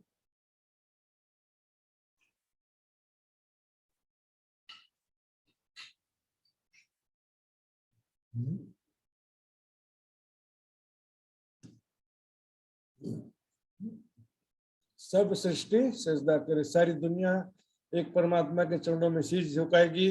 अखंड परम धाम का ज्ञान दुनिया में जाहिर हो जाएगा। जो याद नहीं अक्षर को सुध ही सबो तमाम, जो अक्षर ब्रह्म को जागृत स्थिति में पता नहीं था छैन के रंग महल को भीतर में कस्तो प्रेम और आनंद को लीला हुँदैछ था छैन। यहाँ सारी दुनिया को पता चल रहा है। अभी परिक्रमा ग्रंथ सागर सिंहार का वाणी में सब वर्णन करने भाई परम धाम को अंदर क्या होता है। सो लिखा भी है दूसरी जगह में, कायम बका भूम में जित है नित विहार, तहाँ सुपन के जीव की दृष्टि पहुंची नूर के पार। वहां कैसी लीलाएं हैं, कैसा परमात्मा प्रेम का स्वरूप है, वहां की लीलाएं कैसी है, ज्ञान के द्वारा सबको पता चल गया, सभी की ज्ञान दृष्टि वहां तक पहुंच गई है। जो दृष्टि सुपन जीव की नहीं लखी मिने लगार, सो दृष्टि अखंड सुख में पहुंची नूर के पार। परम धाम के अखंड सुख में उनकी दृष्टि अक्षर से भी परे वहां पहुंच जाती है। जो दृष्टि सुपन जीव की नहीं लखी मिने लगार, संसार इस माया के विषय में भी नहीं जान सके। परम धाम तो दूर की बात है, यो संसार के संसार का विषय में पनीर रामरी बूझे को छीन। संसार के कण कण में ब्रह्म समझते हैं, देवी देवता को ही परमात्मा समझते हैं। ये माया जगत को विषय में अपनी रामरी बुझनो भाई कथे। ये सुध जो लिया है रूहल्ला चौथे आसमान, रूहल्ला ईशा रूहल्ला श्यामा जी तारतम ज्ञान के द्वारा सारा ज्ञान दुनिया में लेकर के आ गई है। तीन सेति प्राप्त भाई, उसके द्वारा फिर सारी दुनिया को प्राप्त हुआ, त्रिकोणात्मक सृष्टि को ज्ञान प्राप्त हो गया। सुंदर साथ जी तीन स्वरूप के भी तक जन्म से लेकर, यहाँ देखिए सुंदर साथ तीन, यहाँ पहले क्या बोलते थे, तीन बोलते थे, बड़ी ई की मात्रा है। तीन मतलब होता है थ्री, लेकिन तीन मतलब होता है उन स्वरूप की, उस स्वरूप की भी तक। किसकी, यहाँ पर जो बात चल रही है ना, श्यामा जी देवचंद जी के स्वरूप की भी तक जन्म से लेकर, सो कहो आगे संयनो ये चर्चा सब ऊपर। यहाँ पर तीन स्वरूप की भी तक, तीन मतलब उस स्वरूप की भी तक जो पीछे प्रसंग चल रहा है देवचंद जी के प्रकटन, श्यामा जी के प्रकटन का, जो आगे भी बता रहे हैं। क्या बताया, वही बता रहे ना, जब भया बरस 11वां तब मन उपजो विचार। जब 11 वर्ष के हो गए देवचंद जी, तब उनके मन में विचार उत्पन्न हुआ। सुंदर साथ जी 11 वर्ष की अवस्था क्या होती है, 11 वर्ष की अवस्था में वैराग्य उत्पन्न होना, आत्म कल्याण की इच्छा होना, ये तो बहुत ही कोई पूर्व जन्म का दुर्लभ संस्कार होता है। सुंदर साथ जी बहुत ही दुर्लभ बात है। 11 साल के बच्चे आज के समय में देखेंगे क्या करते हैं, उनको संसार में खाना पीना, चॉकलेट, स्वादिष्ट भोजन, यही सब में लगे रहते हैं।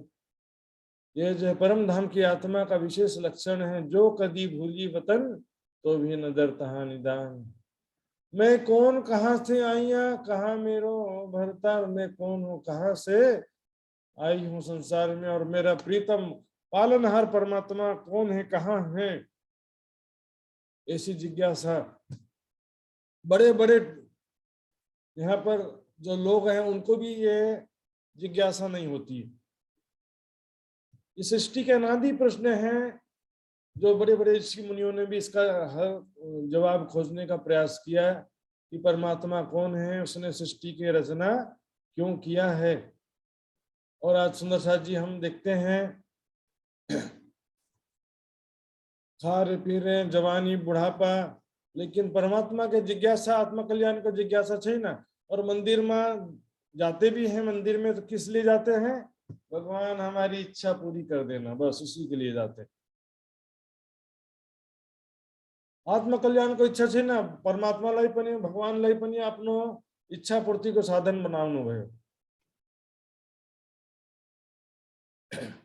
यहाँ पर देखेंगे सुंदर साथ जी विवेक चूड़ामणि में भी ये अनादि प्रश्न के विषय में वर्णन आता है। को नाम बंध है कथमे शागत कथम प्रतिष्ठा से कथम मोक्ष, अर्थात बंधन क्या है, बंधन कहाँ से आया, इसकी क्या स्थिति है, मोक्ष कैसे प्राप्त हो सकता है, आत्मा क्या है, अनात्मा क्या है, इसका विवेक कैसे हो सकता है। सुंदर जी देखिए लोग क्या है, मोक्ष प्राप्त हो करना है, भव से पार होना है, ऐसी बातें भी कुछ लोग करते हैं, कुछ ऋषि मुनि लोग ऐसी बातें करते हैं, लेकिन हम संसार में आए कहाँ से हैं, मोक्ष प्राप्त करना है, बंधन में है, लेकिन बंधन में फंसे कैसे ये कोई विचार नहीं करता। जाना है, कहाँ जाना है, ये पूरा विचार करते हैं, तर हम आए कहाँ से वो कोई विचार नहीं करता। जाना कहाँ है ये बात की बात है, आए कहाँ से पहले ये तो जानना जरूरी है ना। सबने कहा रीते ज्ञानातना मुक्ति, ज्ञान के बिना मुक्ति संभव नहीं है। हम कौन है, कहाँ से आए हैं। कबीर जी ने कहा ब्रह्मा विष्णु महेश ना होता, मूल ना होती माया, कहे कबीर तब कोई बताओ जीव कहाँ से आया। जब ब्रह्मा विष्णु महेश भी नहीं थे, माया भी नहीं थी, मोह तत्व भी नहीं था, तब ये जीव कहाँ से आया। एक प्रश्न, एक दृष्टांत आता है सुंदर साहब जी। अमरदास नाम का एक भक्त था। श्रीमद् भागवत में एक प्रसंग आता है। अमरदास नाम का एक बच्चा था। अपनी मम्मी से पूछता है, माता जी से, कि मम्मी तुम्हारी शादी हुई थी तब मैं कहाँ था? पापा को ब्याह भेज के थी तो यो बेला मम्मा कहाँ थी? मम्मी बोलती है, उस समय तेरा जन्म नहीं हुआ था। देखिए कितना तेज दिमाग का बच्चा था। कहा कि भले तेरी कोख से मेरा जन्म नहीं हुआ था, लेकिन मैं कहीं ना कहीं तो रहा हूंगा ना उस समय। कहीं ना कहीं तो रहा हूंगा, भले इस जन्म में नहीं था तो इस जन्म के पहले किसी और दूसरे जन्म में होऊंगा, इस शरीर से पहले किसी और शरीर में रहा होऊंगा, कहीं ना कहीं तो रहा होऊंगा ना। आज इतने सारे दिखावे के धर्म चल रहे हैं, लेकिन कौन मैं कहाँ को कहाँ से बिछड़ियो, कौन भाव में छल, गुरु शिष्य ज्ञान कथे पंथ पेंडे परेती ना कहो हक्कल। किसी को भी पता ही नहीं है। ज्ञान दिखावे का ज्ञान कहते हैं, सुनते हैं, भक्ति करते हैं, लेकिन हम कौन है, कहाँ से आए, किसी को पता नहीं चलता। पूछत फिरे परदेश में कहाँ है परमेश्वर। इस माया जगत में उमरकोट में देवचंद जी सभी ग्रामवासियों से पूछते हैं कि सबका एक मालिक कहाँ है परमात्मा, सबका मालिक परमात्मा कहाँ रहता है, कौन है? जिन सबको पैदा किया सो कहाँ है सब ऊपर, जिसने सारे संसार को पैदा किया, सृष्टि को पैदा किया, वो कहाँ रहता है? आज भी जिस देखिए सामान्य किसी व्यक्ति से पूछेंगे जो जिसने कभी ग्रंथों को पढ़ा भी नहीं है, फिर भी वो बोलेगा सबके अंदर है, मेरे अंदर है, तुम्हारे अंदर है, कण कण में है, सबके अंदर परमात्मा है। तो भनचन नहीं, उसके लिए ज्ञान पढ़ने की भी जरूरत नहीं है, किसी ग्रंथ का स्टडी करने को जरूरत है ना, ध्यान पनी करने को जरूरत है। यदि परमात्मा को बनाने वाला, संसार को बनाने वाला परमात्मा संसार के अंदर रहेगा तो बनाएगा कैसे? और संसार का जब प्रलय हो जाएगा तब वो कहाँ रहेगा? घट दृष्टा घटादि भिन्न सर्वथा न घटो यथा। घड़े को बनाने वाला कुम्हार घड़े के भीतर नहीं होता है, घड़े के बाहर होता है। दूध में घी होता है वो कहते, लेकिन दूध में गाय थोड़ी होती। दूध किसने दिया? गाय ने दिया ना।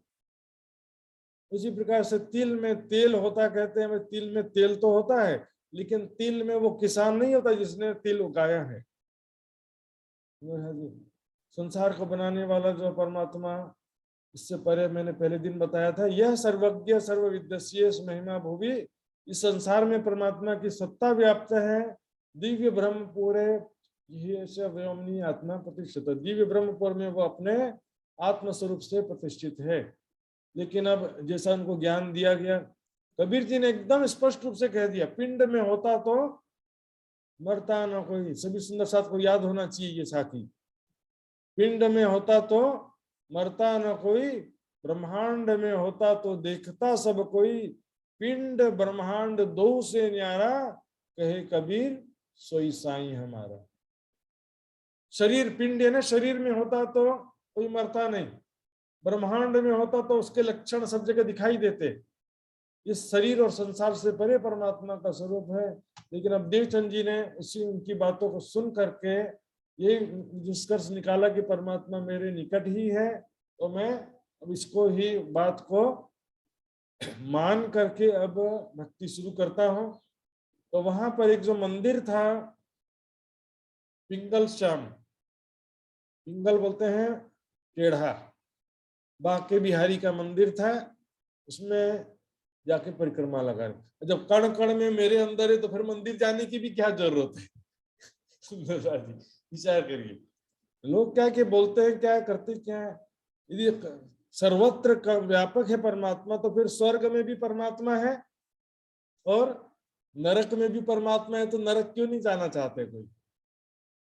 मंदिर में भी परमात्मा है, टॉयलेट बाथरूम में भी परमात्मा है, और जो बकरे को मार रहा है उसके अंदर भी परमात्मा है और बकरे के अंदर भी परमात्मा है। तो आगे प्रश्न आता ना, कि सर्वत्र ब्रह्म तुम कहियो तो खट शास्त्र भय काहे को, मुहे सियावत में। 6 शास्त्र किस लिए बने?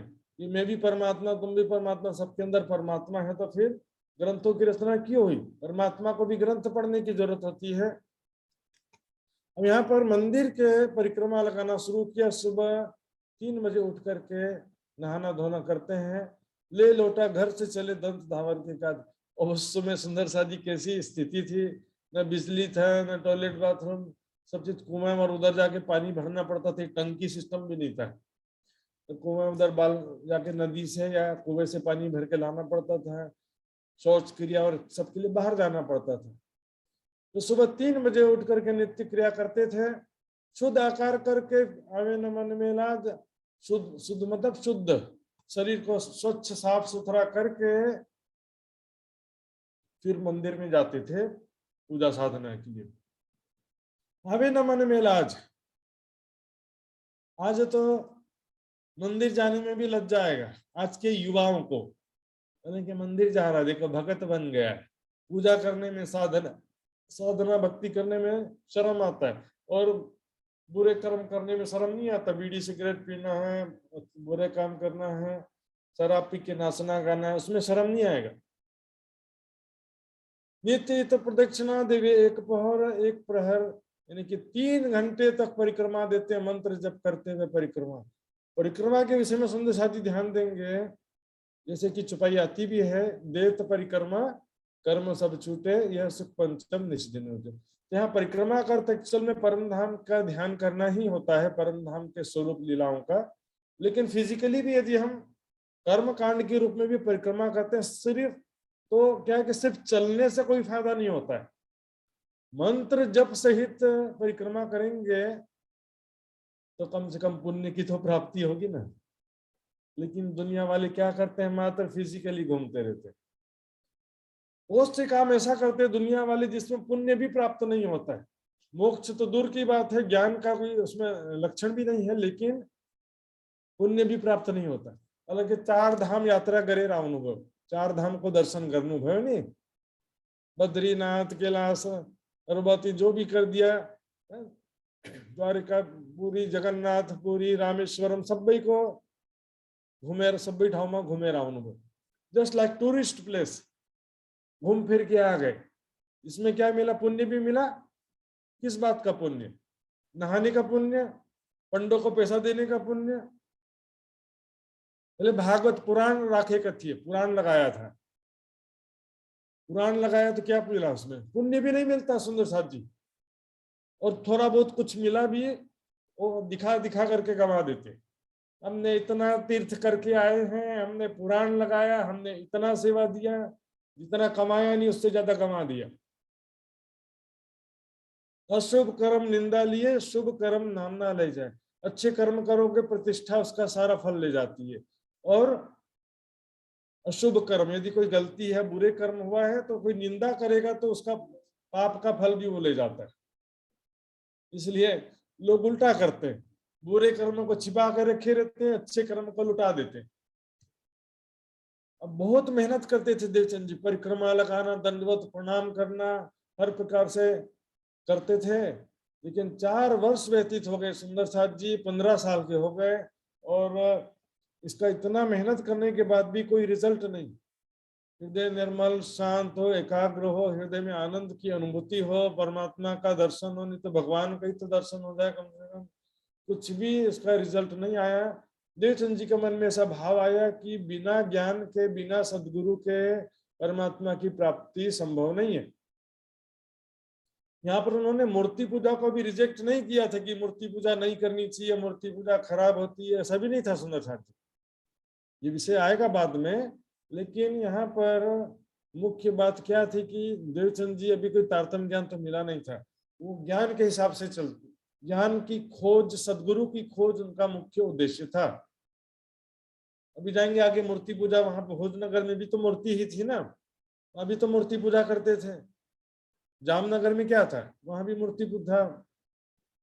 तो लेकिन बाद में जब ज्ञान होता है तो क्या स्थिति होती है वो देखेंगे।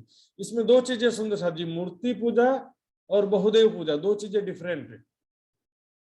यहाँ पर सबसे इंपॉर्टेंट है बहुदेव पूजा। एक परमात्मा ही उपास्य है, अन्य देवी देवता उपास्य नहीं है, ये पहला इंपॉर्टेंट फैक्टर है। जब एक परमात्मा की बात आती है तो अब सेकंड फैक्टर होता है कि उस परमात्मा की हम मूर्ति का पूजा करें, कि उनके बागा वस्त्र का पूजा करें, कि क्या करें। यहाँ पर उनका वाणी मेन है, वाणी को उनका वांग में स्वरूप मान करके प्रतीक के रूप में रखा जाता है। ये सुंदर शाह जी देखते हैं उनके मन में भाव होता है कि कोई गुरु या कोई मुझे सदगुरु प्राप्त हो जिससे मुझे ज्ञान प्राप्त हो और मैं सही दिशा में भक्ति करूं जिससे मुझे शीघ्र परमात्मा की प्राप्ति हो, है ना। गलत दिशा में भक्ति करेंगे तो सारा मेहनत व्यर्थ हो जाता है। उस देश में साध संत आवत नाही कोय, जल कसनी देख के काहू ना वन होए। वहां पर क्योंकि रेगिस्तानी इलाका था तो पानी का बहुत शॉर्टेज था, तो इसी जगह में कोई साधु संत आता नहीं था। जो फंस गए वो तो फंस गए। साधु संतों की सिर्फ बात नहीं है सुंदर साथ जी, आप भी कोई जमीन खरीदोगे, मैं भी कोई जमीन खरीदूंगा तो देखेंगे ना कि वहां पर पानी कैसा व्यवस्था है, बिजली कैसा व्यवस्था है, आसपास मार्केट कितना दूर है, स्कूल कितना दूर है, कॉलेज कितना दूर है। तो ये वहां पर पानी की समस्या थी तो साधु संत कोई आता नहीं था। और एक बार जब मत्तू मेहता के साथ में वो गए थे कच्छ देश में, क्योंकि मत्तू मेहता एक व्यापारी थे, बिजनेसमैन थे जो घोड़े और ऊंट खरीद के बेचने का काम करते थे, खरीदना बेचना। तो खरीदने के लिए वो कच्छ जाते थे, तो कच्छ देश गए थे एक बार वो, तो साथ में देवचंद जी को भी ले गए, क्योंकि देवचंद जी भी 15 साल के हो गए हैं, तो बच्चा भी मेरे बाद बच्चे को तो करना है सारा व्यापार, उसको भी थोड़ा सीख जाएगा, साथ में लेके चलता हूँ। वहां देहुरे साध बहुत देखे बीच विदेश, तो कच्छ में क्या देखा, वहां पर बहुत से मंदिर थे, बहुत से साधु जन थे। यहाँ तो सूखा पड़ा हुआ, तो उमरकोट में एक भी साधु नहीं था। यहाँ तो गली गली में मंदिर आश्रम सत्संग हो रहा है, ज्ञानी जन साधु संतों का भंडार है यहाँ पर। तब बहुत सारे साधु संतों को देखा तो मन में ऐसी बात अटक गई कि मुझे ऐसे जगह में जन्म क्यों नहीं मिला। कहा उमरकोट में ना एक साधु संत नहीं है, ऐसे जगह में क्यों जन्म मिला मुझे। तो वो कच्छ देश में जाने का मन में प्लान बनाते हैं कि कच्छ देश किसी भी तरीके से मुझे जाना होगा, यहाँ पर अब मैं नहीं रहूंगा, चाहे भाग के भी जाना पड़े तो घर से भाग के चले जाऊंगा, लेकिन कच्छ देश में जाऊंगा कैसे भी करके। बात तब की मन में रहे, मैं जाऊं कच्छ में, कहाँ जाके खोज करूं, पाऊं परमेश्वर तीन से, वहां जाके मैं खोज करूं और परमात्मा की प्राप्ति करूं, उनके द्वारा ज्ञान उपदेश सुन करके साधना भक्ति करके परमात्मा की प्राप्ति करूंगा। अब यहाँ पर घर में खटपट रहे, मन में रहे बेराग, घर में खटपट होने लगा, क्योंकि माता पिता देखते हैं कि इसका तो ध्यान भक्ति में लगा हुआ, दिन रात भक्ति में रहता है, उसके स्वादिष्ट भोजन खाना या चॉकलेट बिस्किट खाना कुछ भी, मतलब कोई इसका कुछ इच्छा ही नहीं है, दूसरे दोस्तों के लड़कों के समान खेलना कूदना खाना पीना घूमना फिरना, कुछ भी ऐसा इसके जीवन में कोई उमंग नहीं है, कोई खुशी नहीं है चेहरे पर। क्या बात है, घर वाले उसको डांट डांट करके समझाने में का प्रयास करने लगे कि क्यों ये भक्ति के चक्कर में पड़ते हो, भक्ति तो बुढ़ापे में किया जाता है।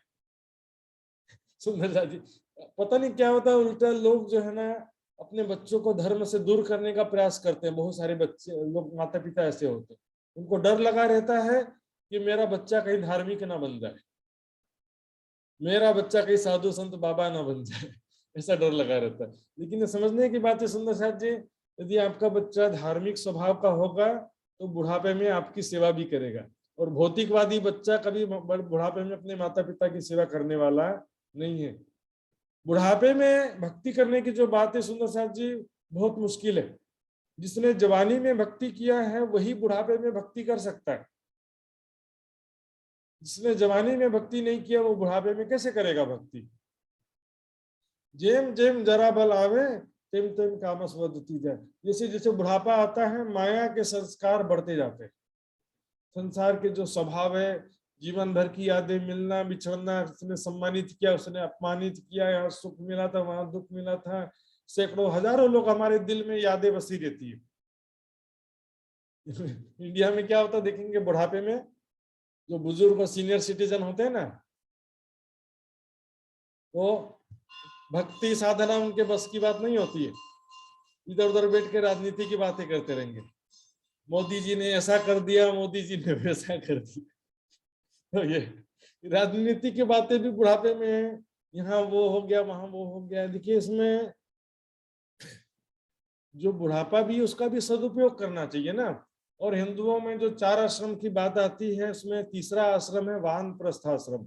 जब पुत्र का पुत्र हो जाए तो फिर पूरी तरह से धार्मिक कार्य में लग जाना, पूर्ण रूपेण धार्मिक कार्य में लग जाना का नाम है, घर छोड़ के आश्रम में आके रहने का नाम है वानप्रस्थ आश्रम। सुंदर साथ जी, अब क्या होता है कि बुढ़ापे में क्या होता है, देखिए एक दृष्टांत बताऊंगा। एक छोटा सा है, एक बूढ़ा व्यक्ति था, एकदम लेटा हुआ था बिस्तर पे, मरणासन अवस्था। बोला अब मरा कि कब मरा पता नहीं। बोलने का उसको इतनी शक्ति नहीं थी कि वो बोल सके, बात कर सके, इतनी भी शक्ति नहीं थी उसमें। बूढ़े व्यक्ति, मरने वाला था वो, लेकिन आंखों से देख रहा था। क्या देखा उसने कि गाय घर में घुस गई है और झाड़ू खा रही है। दरवाजा खुला था तो गाय थोड़ा सा घुस जाते ना, मुख अंदर डाल के झाड़ू खा रही है। गाय लोग कभी झाड़ू खाने लगते हैं तो ऐसे करने लगा, तो बच्चे लोग सोचे पिताजी शायद कुछ खास बात बताना चाहते हैं, कहीं पैसा वैसा इकट्ठा कर रखा होगा, छिपा के रखा होगा, तो बताना चाहते हैं शायद। तो उन्होंने डॉक्टर को बुलाया, बोला जितना भी पैसा लग जाए इसको एक बार बोलने के लिए तैयार करो, बस एक बार ये बोलना चाहिए इतना। बोले 10,000 का इंजेक्शन लगाना पड़ेगा। बोला 10,000 लगा दो इंजेक्शन। उसके बाद जब उसको बोलने का शक्ति आया है तो क्या भन्नु भयो, मैंने इतना मेहनत से पैसा कमाया, दिखाई नहीं देता, गाय झाड़ू खा रही है, तुमको दिखाई नहीं देता क्या? अब मरने वाला आदमी वो भी झाड़ू की चिंता में लगा हुआ। सुंदर साथ जी, मरते समय संसार के चिंतन रहेगा, मेरे मरने के बाद मेरी संपत्ति का क्या हुआ, मेरे परिवार का क्या हुआ, अपना चिंता करो। संसारिक समय के लिए गृहस्थ आश्रम के बाद वानप्रस्थ आश्रम इसलिए कहा जाता है। और यहाँ पर बच्चे भी यदि भक्ति कर रहे हैं, बच्चों को तो धार्मिकता में लगाना ही चाहिए, और उनके आत्म कल्याण के लिए और आपके आत्म कल्याण के लिए भी जरूरी है। क्योंकि कहावत है, सुपुत्र, एक भक्त पुत्र होता है ना तो माता पिता का भी कल्याण कर देता है, और एक कुपुत्र माता पिता की भी दुर्गति कर देता है। कुपुत्र माता पिता का भी दुर्गति कर देता है। इसलिए एक धार्मिक पुत्र अत्यंत आवश्यक, धार्मिक संस्कार होना बच्चों में बहुत आवश्यक है। आप लोग भी अच्छा प्रयास करते हैं, इसके लिए कोशिश करते हैं पूरा। दुनिया से वेर रहे उन्हें देखे लगे आग। देवचंद जी में इतना ज्यादा वैराग्य हो गया था कि संसार को देखने से अग्नि के समान दुश्मन लगते थे। सगे संबंधी, दोस्त यार सब क्या लगते थे, दुश्मन के जैसे लगते थे। और संसारिक वस्तुओं को, संसारिक लोगों को देखने से आग अग्नि के जैसा लगता है। संसार क्या होता था, अग्नि के जैसा हो जाता। इतना ज्यादा वीरा वैराग्य हो गया था। दे सिखापन बहुत तक कर कर थके, सबको सब सिखापन दे दे करके थक गए, लेकिन वो किसी भी तरीके से उनको गलत समझा रहे थे। वास्तव में समझना तो उनको चाहिए था। देवचंद जी के मन में इच्छा तो थी कि मैं किसी तरीके से जाऊं कच्छ देश में। तभी उनको पता चला कि उमरकोट के राजा का जो वजीर है वो कच्छ देश जाने वाला है। इसलिए खांडा दिवाने के लिए। खांडा किसको बोलते हैं, तलवार। तलवार जो है क्या करते थे पहले, क्योंकि बीच में बहुत बड़ा रेगिस्तान था और उसमें रेगिस्तानी लुटेरे डाकुओं का आतंक था, डेंजरस पर्सन। तो वहां पर राजकुमार यदि जाएगा तो लूट करके राजकुमार को मार देंगे, ऐसा डर लगता था। इसलिए राजकुमार के बदले उसके तलवार को भेजते थे बारात में। दुल्हन की शादी तलवार से कर दी थी। फेरा लगा रहे तो तलवार के साथ ही दुल्हन की शादी करके ले आते थे। इसको बोलते हैं खांडा विवाह। तो 200 सवार एक महल, 200 सवार घोड़े और ऊंट मिला करके 200 सवारी थे, और एक रथ। दुल्हन को बिठा के लाना तो उसको घोड़े में थोड़ी लाएंगे, उसको रथ में बिठा के लाना पड़ेगा ना। तो एक रथ लेकर के जाने वाले थे, शीघ्र ही उतावले, मतलब शीघ्र ही वो जाने वाले हैं। पता चला देवचंद जी तुरंत उनसे मिलने आते हैं और उनसे पूछते हैं कि क्या आप सब जाने वाले हैं। तो वजीर जी कहते हैं हाँ हम सब जाने वाले हैं। तो देवचंद जी कहते हैं मैं भी आपके साथ चलूंगा। तो मंत्री कहता है ठीक है चलो, लेकिन तुम्हारे पास में क्या सवारी है, क्या साधन है, कोई घोड़ा ऊंट है कि नहीं है? बोलता नहीं है मेरे पास घोड़ा ऊंट। मैं तो पैदल ही चले आऊंगा आपके पीछे पीछे, चिंता मत करो। कहे कि चिंता क्यों ना करें, हमारे पास घोड़े ऊँटे, तुम पैदल नहीं चल सकते। एक तो बच्चे बाल उम्र है, 15 साल, कोई ज्यादा उम्र थोड़ी होता है, और उसमें भी दौड़ते हुए नहीं आ सकते साथ में। हम संग क्यों पहुंचोगे प्यादे असवारों के, प्यादे ने पैदल, तुम हम सवारों के साथ में कैसे चल सकते हो, नहीं चल सकते। तो देवचंद जी कहते हैं मैं चले आऊंगा, चिंता मत करो। तो उन्होंने मना कर दिया, नहीं नहीं हमारे साथ में नहीं आना, इस तरह से हम आपको नहीं ले जाएंगे, सवारी हो तो आ जाना, नहीं तो हम नहीं ले जाएंगे। तब देवचंद जी ने विचार किया, जब पैदल ही जाना है, अपने पैरों पर दौड़कर ही जाना है, तो फिर इनसे पूछने की क्या जरूरत है। इनके पीछे पीछे दौड़ते हुए साथ में चले जाऊंगा मैं, इनको पूछने की कोई जरूरत नहीं है। तो वापस आके तैयारी करने लगे, सामान पैक करने लगे, रास्ते के लिए सब जो आवश्यक सामान था, थाली ले लिया, कटोरी कढ़ाई ले लिया खाना बनाने के लिए, लोटा एक ले लिया पानी के लिए, एक तलवार भी ले लिया, बोले रास्ते में कोई लुटेरा आएगा तो तलवार छोटा सा रख लिया, बोले चलाना की शक्ति भी तो होना चाहिए। लुटेरे को देख करके घबरा गए तो तलवार चलाने की हिम्मत ही ना हो ऐसा।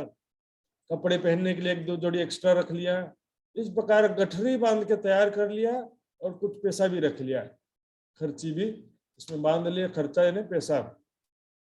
इस प्रकार दोपहर को भोजन करके सो रहे थे, शाम के समय जाने का डिसाइड हुआ था।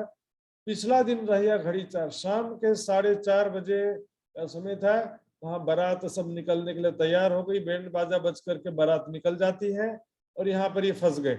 दरवाजे पर माता पिता खड़े थे, अब घर में कोई बता के तो जा नहीं रहे थे, घर से भाग रहे थे ना, तो इसमें जब तक माता पिता दरवाजे से नहीं हटे तो निकलना मुश्किल था, और जब माता पिता दरवाजे से हटे तो कछु ढील हो गई, देरी हो जाता निकलते निकलते। वे असवार रिंग गए, वो सब निकल गए बाराती, घोड़े और ऊंट पर बैठे हुए बाराती आगे निकल गए, और ये दूर से बस दिखाई दे रहा था कि जैसे उनके रेती हवा में उड़ रहा है।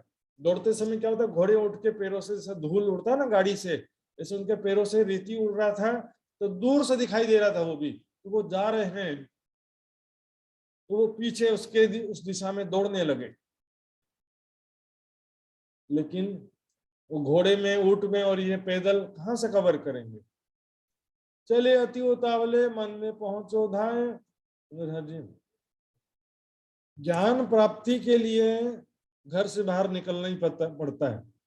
आप में से भी बहुत से सुंदर साथ हैं, देखेंगे दिलीप जी महाराज, यदुनंदन जी, और बहुत से सुंदर साथ आपके बीच में आज है। घर से बाहर निकलना पड़ा था कि नहीं, ज्ञान प्राप्ति के लिए घर से बाहर निकलना ही पड़ता है।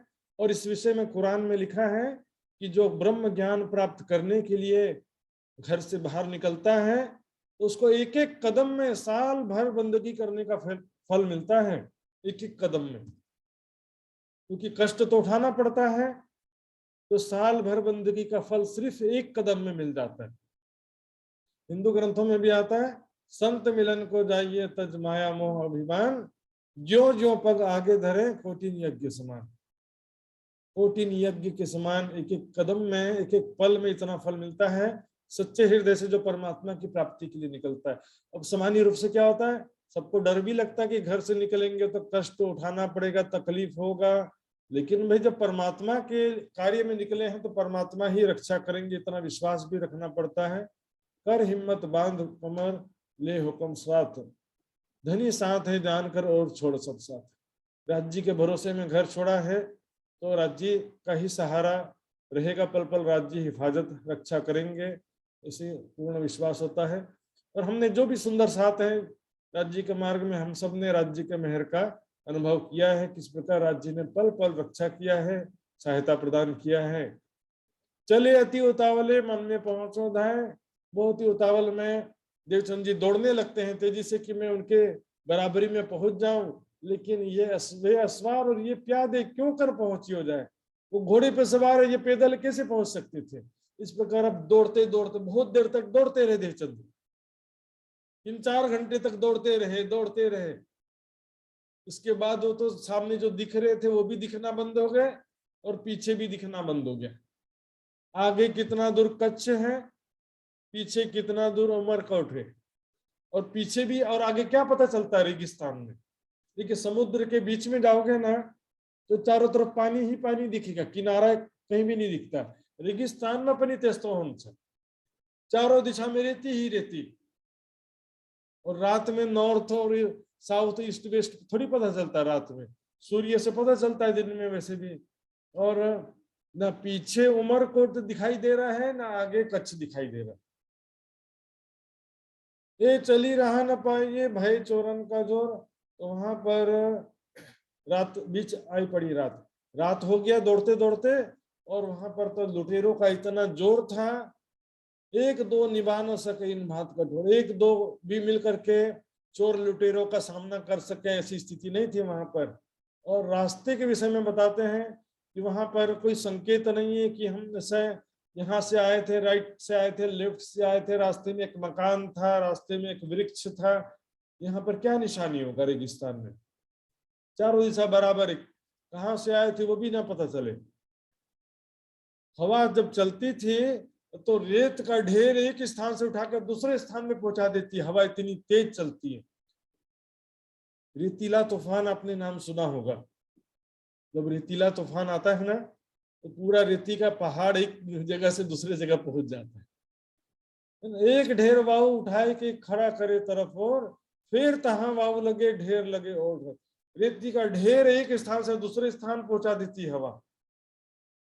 वह बालक मन दहशत पेट में उठा दरत, तो वो जो बालक था उसके मन में दहशत हो जाता है, देवचंद जी के मन में दहशत हो गया, क्योंकि बालक वह मतलब आयु, आयु कैसा था, बच्चा भी 15 साल का है तो कोई ज्यादा आयु तो नहीं है, और पेट में उठा दर्द के कारण से तो दौड़ते दौड़ते आ रहे थे, और दर्द के कारण भी पेट में दर्द हो गया देवचंद जी के पेट में। न जाने आगे पीछे है कौन जागा सरहद, आगे पता नहीं कितना दूर है, कितने दूर सरहद है, कच्छ कितना दूर है, पीछे कितना उमरकोट है, कुछ पता चलता नहीं। 15-16 जस्ट 16 रनिंग था इनका, 16 साल चल रहा था, 15 साल पूरा हो चुके थे। तो ये करते करते अब डर, पेट में दर्द भी हो गया था और बहुत टेंशन में थे, चिंता हो रही थी, अब मैं कैसे करूंगा, कैसे जाऊंगा, कहीं चोर लुटेरा ना आ जाए। तभी जो करते चले जाते, एक शख्स दिया दीदार, बोलो श्री प्राणनाथ प्यारे की, एक शख्स दिया दीदार। तो मेरे साथ ये हम सबके जीवन में भी कभी ऐसा घटना होता है, कभी बहुत मुसीबत में होते हैं, कौन सा अनजान व्यक्ति आता है सहायता करके चला जाता है, बाद में खोजते रह जाते, मिलते ही नहीं है। लेकिन जब तक वो सामने रहता तो पता चलता नहीं है। एक शख्स कौन था जो उसकी हेल्प करने के लिए पहुंच गया, स्वयं राज्य महाराज ऐसे समय में पहुंच जाते हैं हेल्प करने के लिए। और देवचंद जी के मन में तो दहशत हो रहा, देखिए वो क्या सोचते हैं, ये चोर मेरे को मारेगा, निश्चित रूप से ये कोई चोर डाकू है और ये मुझे मार देगा, तो नहीं बचने का ठोर, बचने का कोई ठिकाना नहीं है, ये तो निश्चित रूप से मुझे मार देगा। मेरा कछु ना चल है मुझ गई दिशा, और मेरा कुछ भी चलने वाला नहीं है। ऐसा विचार करते करते वो शख्स नजदीक आ गया, इतने में आ गया और उसको देखते ही दहशत हो जाती है, और डर के मारे देवचंद जी का मुख तो बंद है, और वो शख्स है राज्य महाराज, उसका स्वरूप कैसा था देखेंगे, ये भेक सिपाही का, कमर कटारी तलवार, सिपाही जैसा वेश था, दूसरे रूप में कह सकते पठान जैसा वेश था, और तीसरे जो है वाणी में जो चुपाई में आता है आगे वितक में, बीच मोहम्मद दिया दीदार, मोहम्मद साहब के रूप में राज्य ने दर्शन दिया। दर्शन तो राज्य ने ही दिया, लेकिन किस रूप में दिया, मोहम्मद साहब के रूप में। तो मोहम्मद साहब को तो भी पठान और सिपाही एक ही बात है।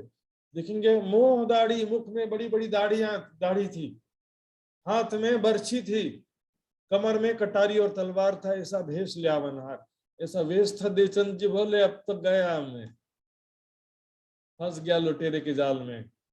मुख से आए वचन कहे छोड़ो तलवार। राज जी कहते हैं, ए लड़के, अपना तलवार दे इधर, मुझे मेरे हवाले कर दे अपना तलवार। मुख मुंदा दहशत से। अब कोई अपना इंट्रोडक्शन देने थोड़ी आए हैं राज जी यहाँ पर कि मैं हूँ तेरा राज जी हूँ, मैं तुझे बचा नहीं आया हूँ, थोड़ी। ये तो इनडायरेक्टली सारा काम करना है ना, बिना पहचान दिए सारा काम करना है। और दहशत के मारे तो देवचंद जी के मुख से शब्द भी नहीं निकल रहा था। तुरंत तलवार छोड़ के दई हाथ में श्रीराज। स्पष्ट रूप से कह दिया, राज जी महाराज के हाथ में तुरंत तलवार दिया। अब सुंदर साथ जी विचार करिए, कई सुंदर साथ जो है इसमें भी जोश आवेश का वेरिफिकेशन कर देते हैं। क्या करते हैं, बोलेंगे कि यहाँ पर जोश आया था, आवेश नहीं आया था। कभी बोलेंगे अरे भाई राज जी जोश आवेश एक ही है, लेकिन वो किसी भी रूप में दर्शन दे सकता है, उसका कोई अपना पर्टिकुलर रूप नहीं होता है, कोई पर्टिकुलर फेस नहीं होता। इस संसार में मूल स्वरूप परम धाम से आके दर्शन कभी नहीं देता है। परम धाम का एक कंकड़ी आवे अर्श की तो उड़ावे 14 तबक। इस संसार में राज्य का सत्ता का आवेश कहो चाहे जोश को, एक ही चीज है। राज्य का आवेश ही आकर के किसी रूप में दर्शन देता है, किसी भी रूप में, चाहे जोश को चाहे आवेश को। यहाँ पर स्वयं राज्य का आवेशी पठान के रूप में आया था। इससे स्पष्ट प्रमाण है, श्रीराज शब्द भी लिखा हुआ है। तुरंत तलवार उसको दे दिया।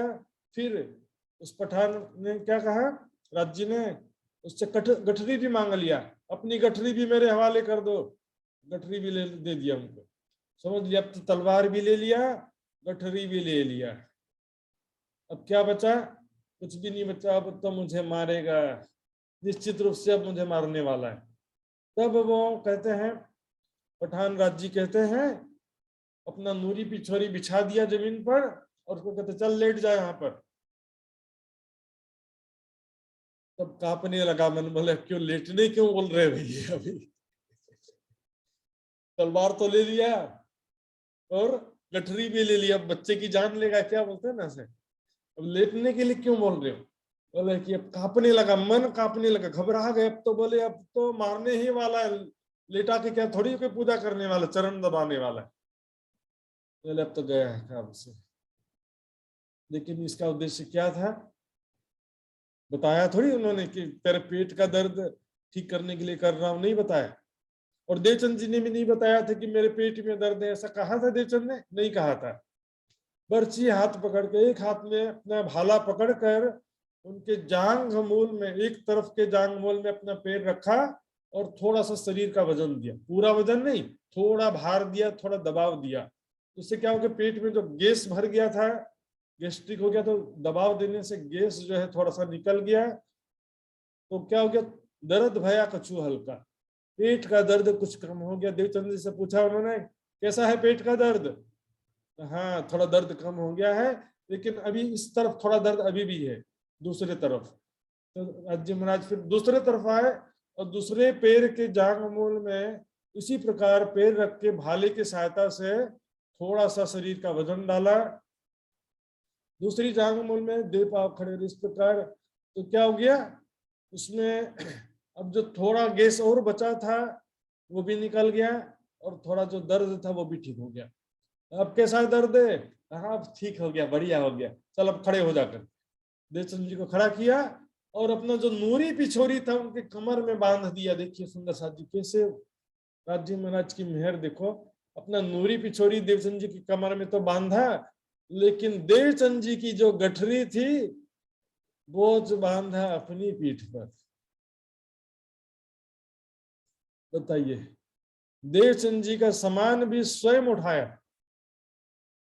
चाहते तो बोलते नहीं अपना सामान खुद उठा करके, नहीं, राज्य के मेहर और राज्य का प्यार ऐसा है। सुंदर साथ जी, संसार में कभी यात्रा में जाते हैं क्या आप लोग, हस्बैंड वाइफ जब यात्रा में जाते हैं घूमने के लिए, तो पत्नी क्या बोलेगी पति को, सामान उठाओ। पत्नी अपने पति को बोलेगी ना ज्यादातर, सामान उठाओ ऐसा करके। कुछ लोग उठाते भी हैं, पत्नियां भी उठाती हैं, लेकिन यहाँ पर राज्य महाराज स्वयं हमारा सामान उठा रहे हैं। ऐसा एक राज्य की मेहर की पराकाष्ठा है, राज्य के प्रेम की पराकाष्ठा है सुंदर साथ जी। अब देवचंद जी विचार करते हैं, मारेगा तो नहीं, अब ये निश्चित हो गया क्योंकि मारना होता तब तक मार चुका होता, लेकिन हो सकता है कि बंदी खाने में रख के करेगा गुलाम। अब गुलाम बना करके बंदी खाने में रख सकता है, और गुलामों से क्या करते हैं, कुछ ना कुछ काम करवाते हैं और पैसा भी नहीं देते। गुलाम किस लिए होते, काम करवाओ और रूखा सूखा दे दो, बस गाय भैंस के समान। तो बोला कि चलो मरने से तो बचाया, पता नहीं अब क्या काम कराएगा। अब दोनों मिलकर के चलने लगते हैं। अब राज्य महाराज लौकिक बातों में उलझाते थे उसको, ताकि इसके मन में कहीं विचार ना आ जाए कि इनको कैसे पता चला कि मेरे पेट में दर्द था। विचार तो आ सकता था ना, इसलिए उसको लौकिक बातों में उलझाए रखा कि तुम्हारा नाम क्या है, तुम्हारे माता का नाम क्या है, पिता का नाम क्या है, तुम्हारा गांव कहाँ है, कहाँ जा रहे हो। मेरा नाम देवचंद्र है, माता का नाम कुंवर बाई है, पिता का नाम ये है वो है, गांव सारा। फिर ये पूरा हुआ तो बोले कि अपने देश की खबर बताओ, तुम्हारा देश में राजा कैसा है, मंत्री कैसा है, उनका व्यवहार कैसा है। जब तक बात करते करते पता भी नहीं चल रहा था कितने स्पीड से पहुंच गए। फुल स्पीड से वहां पर पहुंच जाते हैं। 7 को पहुंचे, 2:30 वहां पर पहुंच जाते हैं तेजी से। कौन से 7 को, जो मंत्री और जो बारात थी वहां तक उसके ठीक नजदीक पहुंच गए। चलते चलते सुंदर साथ जी इतने तेजी से चल रहे थे, उनको पता ही नहीं चला कि वहां पर जो बारात वाले थे जस्ट अभी पहुंचे ही थे, टेंट लगा रहे थे, तंबू लगा रहे थे, अग्नि जला रहे थे खाना बनाने के लिए, उतने में ये पहुंच गए। अब दूर, थोड़ा दूर में खड़े होकर के उससे पहले राज्य ने लेन देन पहले वापस कर लिया, अपनी पिछोरी वापस ले लिया, देखो मेरी पिछोरी वापस करो पहले।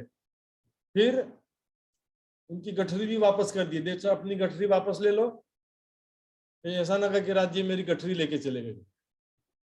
गठरी भी वापस कर दिया, पिछोड़ी वापस ले लिया, और उनका तलवार भी वापस कर दिया। देवचंद जी का तलवार भी उसको वापस कर दिया, और कहते देख सामने देख, यही है ना तेरे साथी जिनके पीछे तू भाग रहा था। देवचंद जी कहते हाँ हाँ यही है यही है यही है। पीछे मुड़ के देखा, मेरा किन्ने पकड़ा था। हाँ, तो पीछे से राज्य गायब अदृश्य हो गए। पीछे फिर के देखी, गायब राज्य महाराज पीछे से।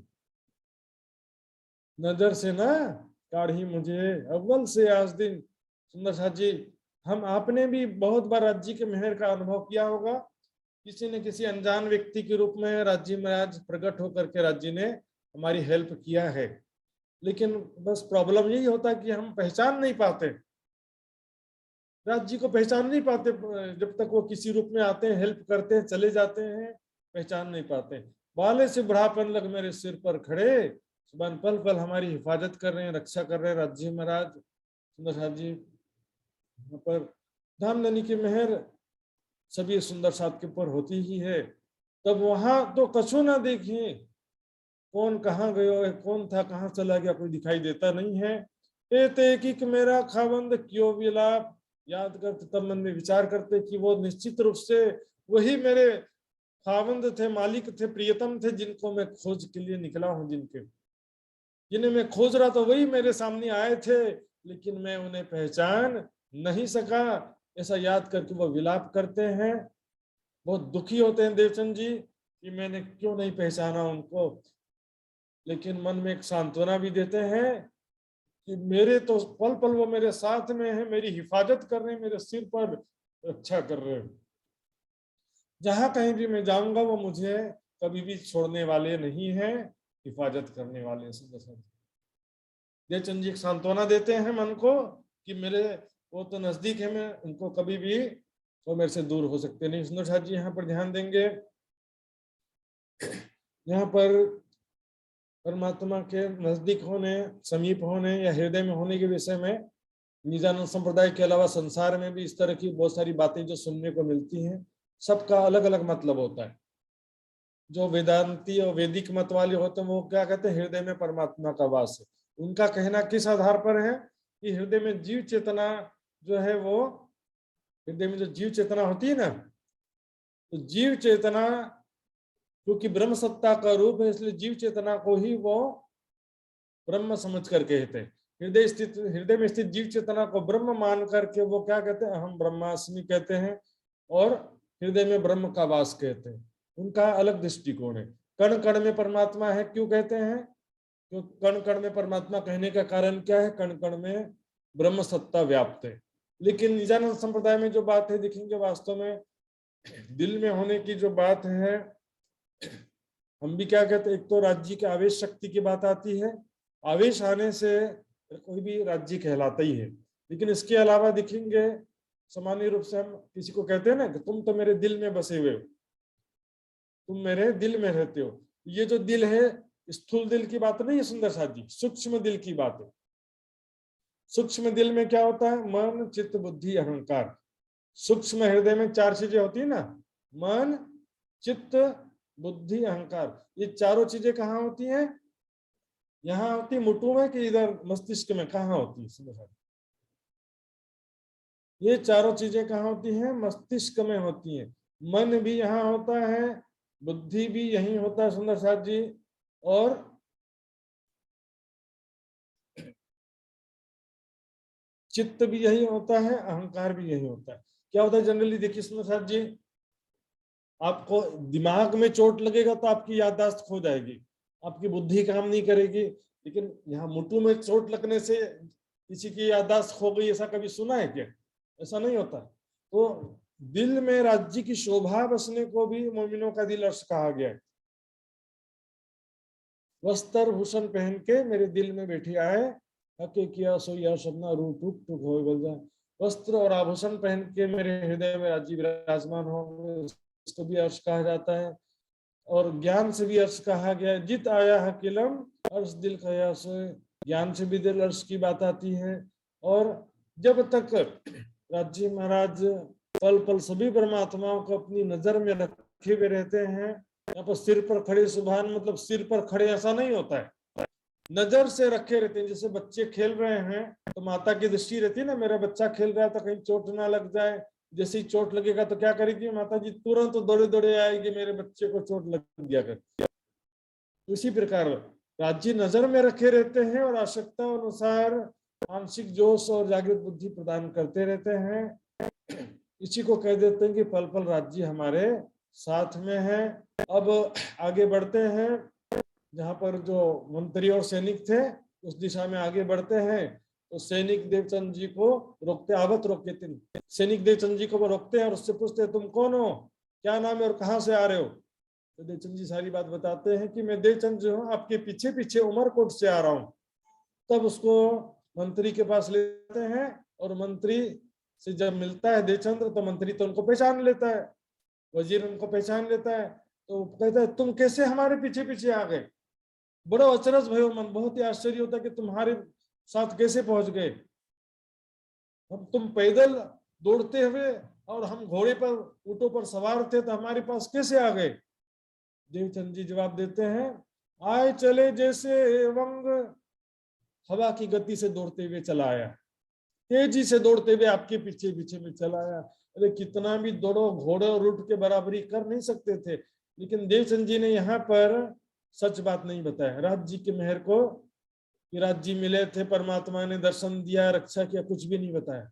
परमात्मा की कृपा अनावश्यक किसी को बताते रहने से उसका राज्य की मेहर से दूर हो जाते हैं। सुंदर सा जी, कभी भी अनावश्यक नहीं बताने का, कुछ विशेष कारण हो तभी आप बता सकते हो, नहीं तो राज्य की मेहर दुनिया को बताओगे मुझे राज जी ने दर्शन दिया, मुझे राज जी ने ऐसे कहा वैसे कहा, याद रखिए 100 बरस रहो साध में धनी अनुभव 100 बेर, मूल अंकुर दया बिना लेकर में डाले अंधर वाली हालत हो सकती है। इस प्रकार अब कहते ठीक है चलो अच्छी बात है, आ गए। वहां पर सभी लोग डेरा लगा रहे थे, आग जलाने की स्थिति में थे, अभी अभी पहुंचे थे वे भी। तब वो कायस्थ जाति का था जो उनका सिरदार था, मंत्री था, उसने कहा ठीक है अब थोड़ा हाथ मुंह धोकर विश्राम करो, इतनी देर में भोजन तैयार हो जाएगा, तब आप भी हमारे साथ में भोजन करना। या तो तुम स्वयं बनाना चाहो तो अनाज लेकर के सीधा खुद भी बना सकते हो, या तो हमारे रसोई में सीधा आ जाना, वहां पर आपको बना बनाया भोजन मिल जाएगा।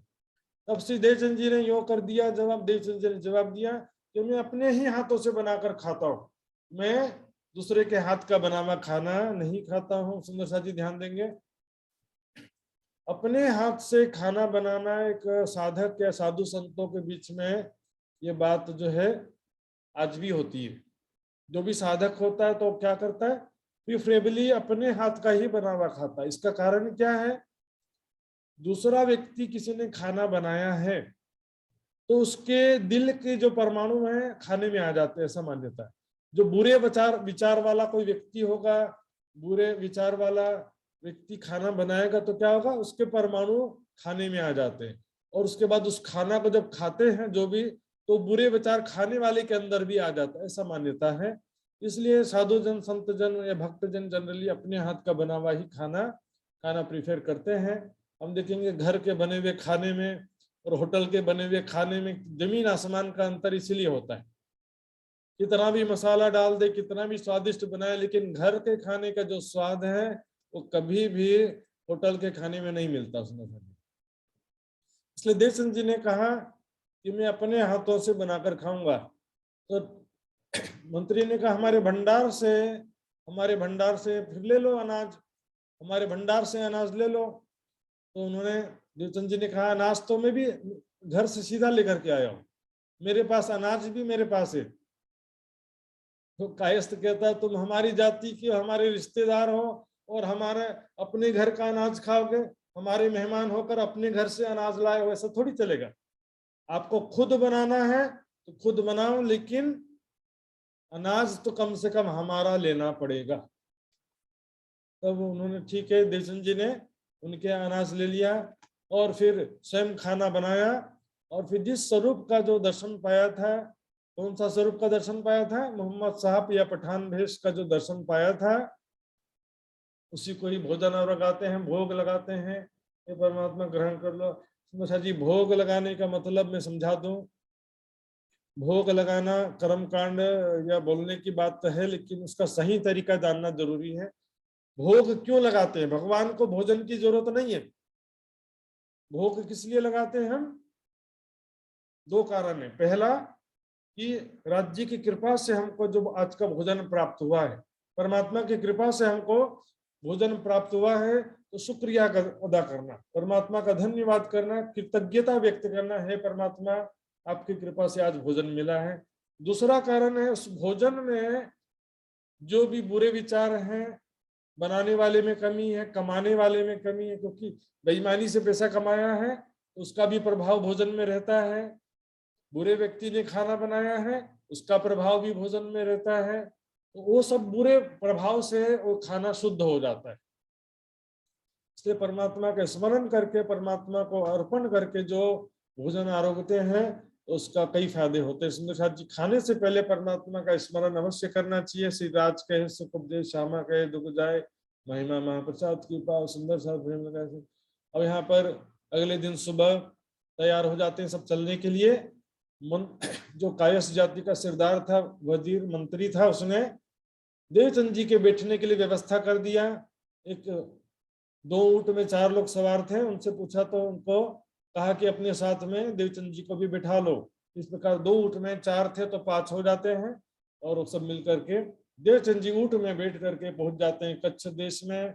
और वहां पर बाराती तो शादी करने चले जाते हैं और देवचंद जी खोज में लग जाते हैं। तो किस प्रकार खोज किया वो सारा प्रसंग हम कल सुनेंगे। सुंदर साथ जी आगे खोज करेंगे 100 बातें बुजुर्ग, महत्वपूर्ण बातें। सुंदर साथ जी, खोज करने का भी तरीका होता है। आज क्या होता है, देखा देखी सब भक्ति करते हैं। हमारे घर के नजदीक कोई मंदिर है तो उसी मंदिर में जाने लग गए, हमारे घर के नजदीक कोई संप्रदाय है, आश्रम है, या कोई उनके धर्म जाति या परिवार समाज के लोग जिस धर्म में ज्यादा जाते हैं उस धर्म में लोग जाने लगते हैं। परखत नहीं परखानो, परखने वाले बहुत कम होते हैं। देवचंद जी ने ब्लाइंड फॉलो नहीं किया किसी का भी, हर जगह परखते हैं कि इनकी बात में कितनी सच्चाई है, कितना इनका झूठ है, सच्चाई है, सारी बातें वो परखते हैं। और उसके बाद जो है वो उसका निष्कर्ष निकालते हैं, फिर आगे बढ़ जाते हैं। तो देवचंद जी का खोज जो है प्रसंग है बहुत ही महत्वपूर्ण है सुंदर साथ जी, कल उसके विषय में विस्तार से चर्चा सुनेंगे। आइए सुंदर साथ जी चौपाई दोहराएंगे अब। बोलो श्री प्राणनाथ प्यारे की जय। श्री महामती कहे साथ जी, श्री महामती के साथ जी, यह श्री देवचंद्र जी की बीतक, हे श्री चंद्र की बीतक, आगे खोज करेंगे, आगे खोज करेंगे, सो बातें बुजरक, सो बातें सो बातें बुजरक। बोलो श्री प्राणनाथ प्यारे की जय। सर्व सुंदर साथ की जय। जय प्यारे बोले सुंदर साथ श्री जी, प्राणनाथ।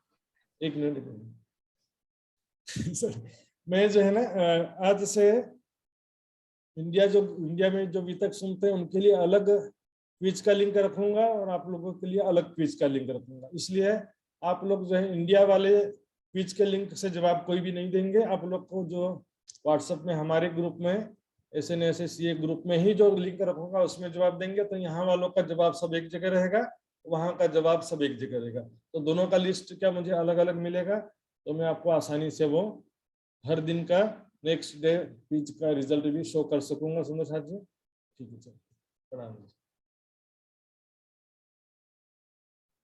बोले श्री प्राणनाथ प्यारे की जय। धन्यवाद छ सुशोध महाराजजीलाई आजको बितकको यात्रा भनौँ न आजको बितकको लागि धेरै धेरै धन्यवाद। र अर्जी गानको लागि म ओल्ड फोर्सबाट हिराज नटराजीलाई आग्रह गर्न चाहे।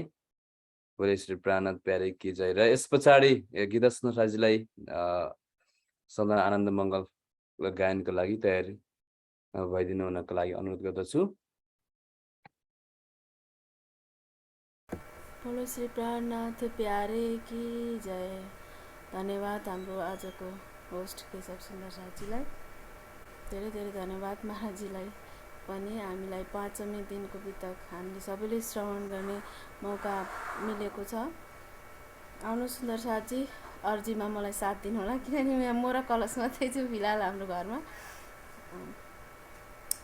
पिया जी तुम हो तैसी कीजियो, मैं अर्ज करूं मेरे पियू जी, हम जैसे तुम जिन करो मेरा तलफ तलफ जाए जीव जी, जीवड़ा तो जीवे नहीं क्यों मीठे दिल की प्यास जी, तुम बिना मैं किनसो कहूँ पिया, तुम हो मेरे आस जी, आस बिरानी तो करूँ पिया, जो कोई दूसरा हो जी, सब विध पिया जी सामरत दिन रेन जात रोए रोए जी, जन्म आंधी जो मैं होती सो क्यों देखने के कार जी, जब तुम आप देखाओगे तब देखूंगी नैन जार जी, ए पुकार पिया सुन के अब दिल करो अब जीन जी, पल पल खबर लीजियो मैं अर्ज करूं दुल्हीन जी, एति अरज में तो करूं पिया, जो आड़ी भई अंतराए जी, सो आड़ी अंतराए टाली के दुल्हा लीजे कंठ लगाए जी, कंठ लगाए कंठ सौंपिया कीजे हास विलास जी, वर्ण जाए श्री इंद्रावती पिया राखो चरण के पास जी, तुम दुल्हा मैं दुल्हीन और न जानो बात जी, इश्क सो सेवा करूं पिया, सब अंगों साक्षात जी। सदा सुखदाता धाम धनी में, क्या कहूँ किनसो बात जी। श्री महामती जुगल स्वरूप पर, अंगन बलि बलि जात जी। पिया तुम हो तैसे कीजियो, मैं अर्ज करूं मेरे पियो जी।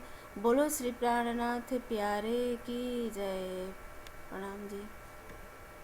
बोले श्री प्राणनाथ प्यारे की जय। धन्यवाद छ हिरस नथाजीलाई यहाँले अर्जी गायन राखिदिनु भएकोमा। र यस पछाडि सदानन्द मङ्गलको लागि म गीता सुन्दराजीलाई भनेको थिएँ, तर हामीसँग नेपालबाट जोइन हुनुभएको छ मित्र सुन्दरसाजी।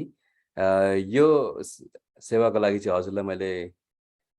हजुरलाई भाग दिन चाहे, यसको लागि म माफी चाहन्छु। बोले श्री प्राणनाथ प्यारे की जय।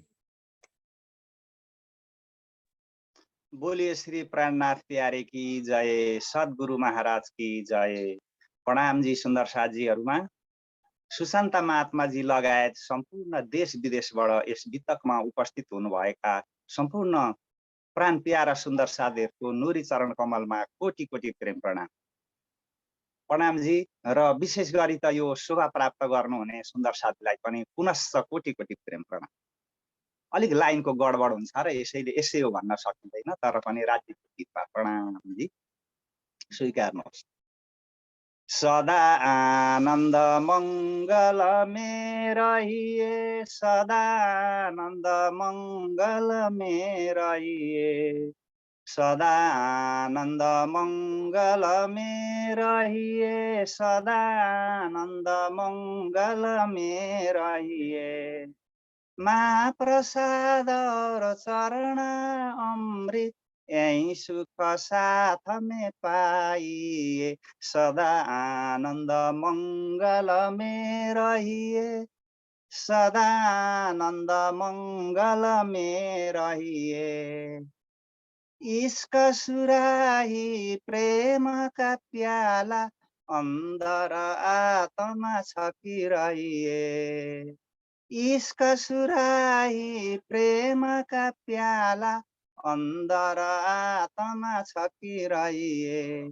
तन शोभे रुआ निस दिन जागे, तन शोभे रुआ निस दिन जागे। धाम धनी के चरणों में रहिए, सदा आनंद मंगल में रहिए, सदा आनंद मंगल में रहिए। अस्त पहर दिन चौसका घडिया, निसी दिन पिउ पिउ पिउ कहिए, निसी दिन राज राज राज कहिए। छत्र साल भजो धाम धनी जी को, छत्र साल भजो धाम धनी जी को, और देवन सो क्या चाहिए।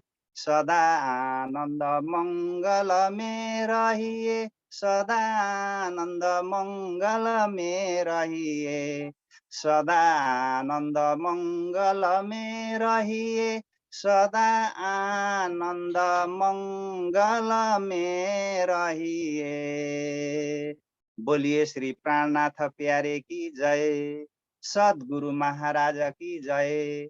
संपूर्ण सुंदर साथ को जय। आज की आनंद की जय। प्रणाम जी समस्त सुंदर साथ जी, प्रणाम।